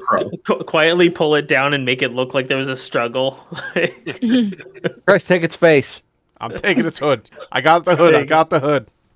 Okay, so you're taking the hood. You're going to put the hood on, or you're going to just kind of keep it in here? I don't know. I don't want to run around like a Klansman here. Do we want to mimic the same action for the last one? Or do we want to gamble? I'd say at this point we could probably just gamble with it. It'd be So- 5 on 1. Yeah, just So gamble. I will just say, Rin, you would pick this up. You shot at it twice, and it didn't do anything. That's what I thought I did, but I couldn't recall. Yeah, you shot at it twice, and it didn't move or blink or Yeah. anything. All right. Get on with it, guys. I guess the round's done. There you go. I would first state going and picking up the loot of the hammer and the sickle. Okay. Yep. And then we can go investigate the farmhouse. Okay. Also So you known pick as up the blue square. Yeah, that's the blue square. Blue square is house. So you're able to clean up and pick up the hammer and the sickle. It doesn't actually hold any valuables otherwise, and none of the other scarecrows hold it either. Approaching the house, it's a much smaller house than you saw in the Tauren. It actually seems to be made out of lumber, as well as hide and bone. So it kind of looks like it's a mixture of two cultures. It's a normal-sized house, so it's smaller than the ones you saw in the Tauren village of Tamsia. And as you slowly make your way in, you push the flap aside, and you walk in. It looks like time has taken a bat to it. There are broken objects left and right. There is a small chest in the corner that seems to be relatively unharmed, and it has metal framing on it, so it's kind of very well made. Cat. But what's up? Cat. Go. Do your dirty work. Well, I'll wait hang for the on. rest of the description. Just the chest. Yeah, let's listen to everything. And then the rest of this little kind of farmhouse, you kind of see old farm equipment that has been rusted out.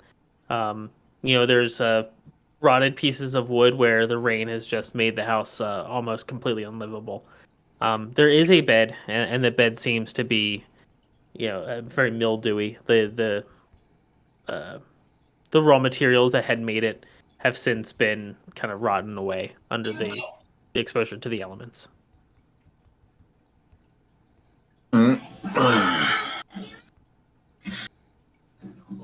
Well, if that's it, I will go do my cat thing. Go ahead. The chest is locked. I'll check for traps first. Okay. Make sure I'm not going to catch a mini arrow to the shin. Okay. It's going to be a 11 on my investigation. There are no apparent traps. And my open lock. Nope.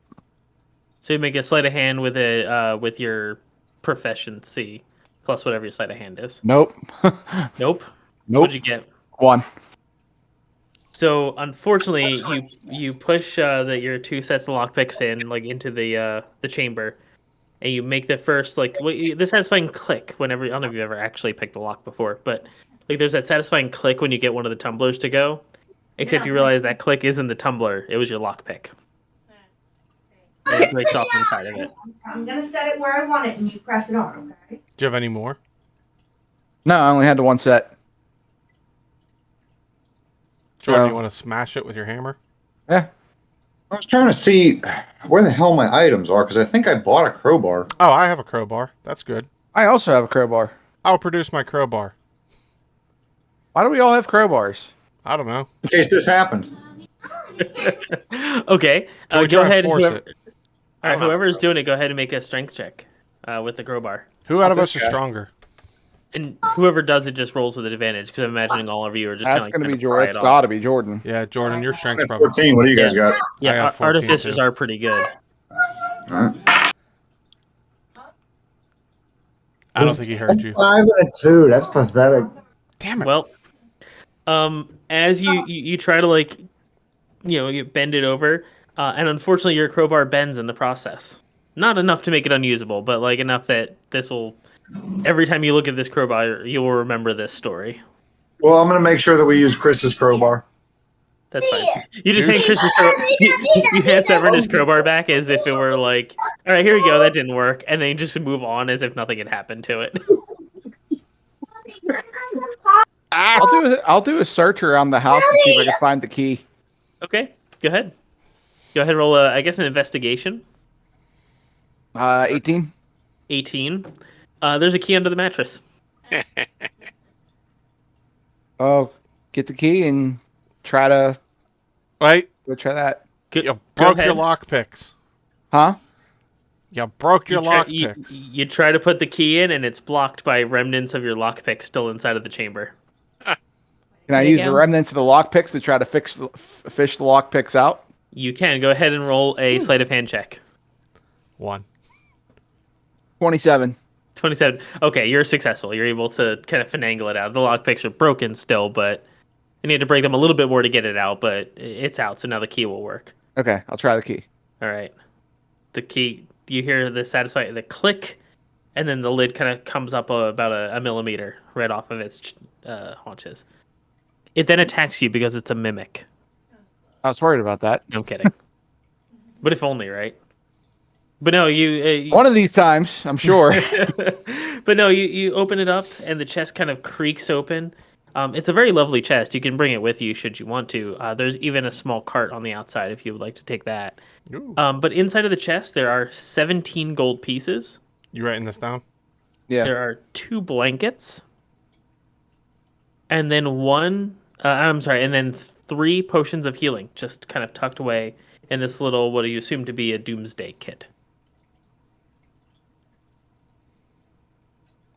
So that hammer and the sickle outside, are they just primitive weapons or tools? They're not even weapons. They're just more like farm tools. You would know that like they got dinged up pretty badly hitting Tyrus's armor.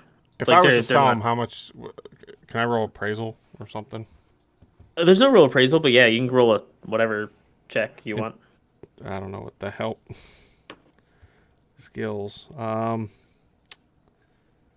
Insight? Sure, let's do insight. A 12.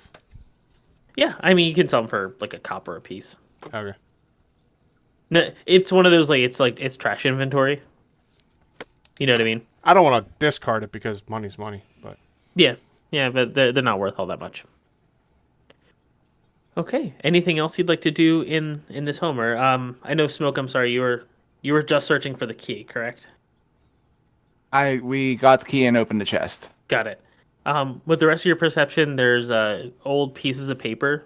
Obviously, somebody had tried to write things down, but the ink has gone so runny. The paper's waterlogged if it's at all assembled.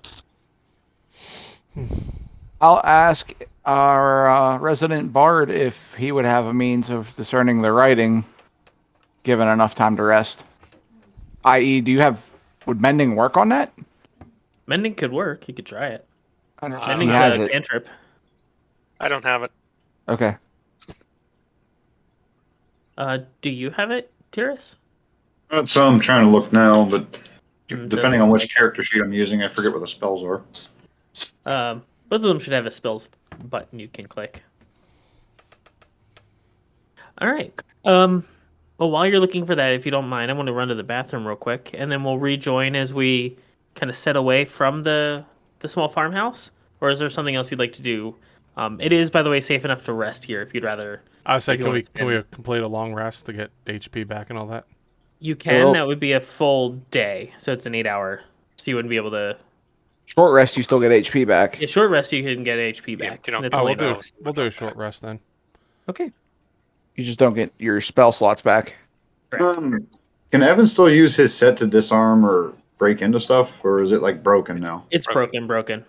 His Broken. are they're gone to the Feywild. The crowbar still works. Well, I'm gonna pull him in. You said that there was some old rusted beat farm tools, right? Yeah. I'm gonna go attempt and look for small pieces of metal, like basically the pieces of a pitchfork, like the tips, and see if I'm gonna bring him with me and see if we can fashion any kind of like crappy substitute. All I'm going to say is Artificer has a skill called right tool for the job, and you can create any set of tools on a short rest. That's the same thing Satan said to Adam. Yep. I will be right back. All right, I'm actually going to take this advantage too. So yeah, we'll take another 5-minute break here. 5 minute. All right, cool. Thank you. Works for me. All right, perfect.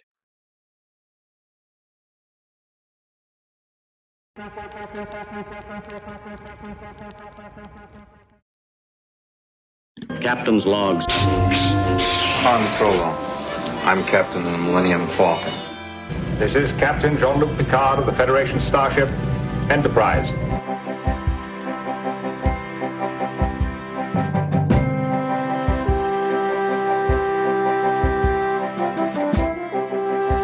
Priority 1 message from Starfleet coming in on secured channel. You're listening to Captain's Logs and Lightsabers, part of the Geek News Now podcast network.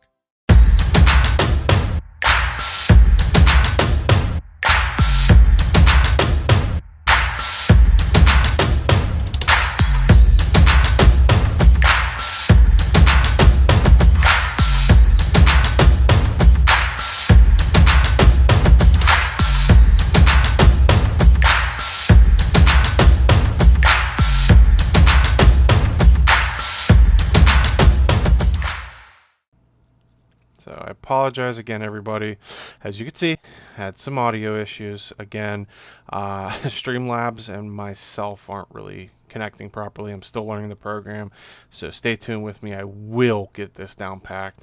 Hopefully you're all enjoying these adventures we're going on. So, but as you can see, we're resetting the table in front of us, and what's happening is, as we continue on past the farm, we actually run into what we find out to be an ogre. We're setting up a little bit of a plan on how to take it on, and as he's crossing our paths, we pretty much use Jordan as bait.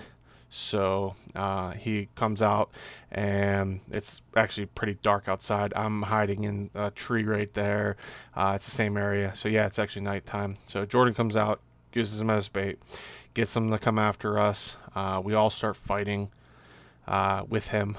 So Bill and Kristen, you see up in the left corner there, shooting him.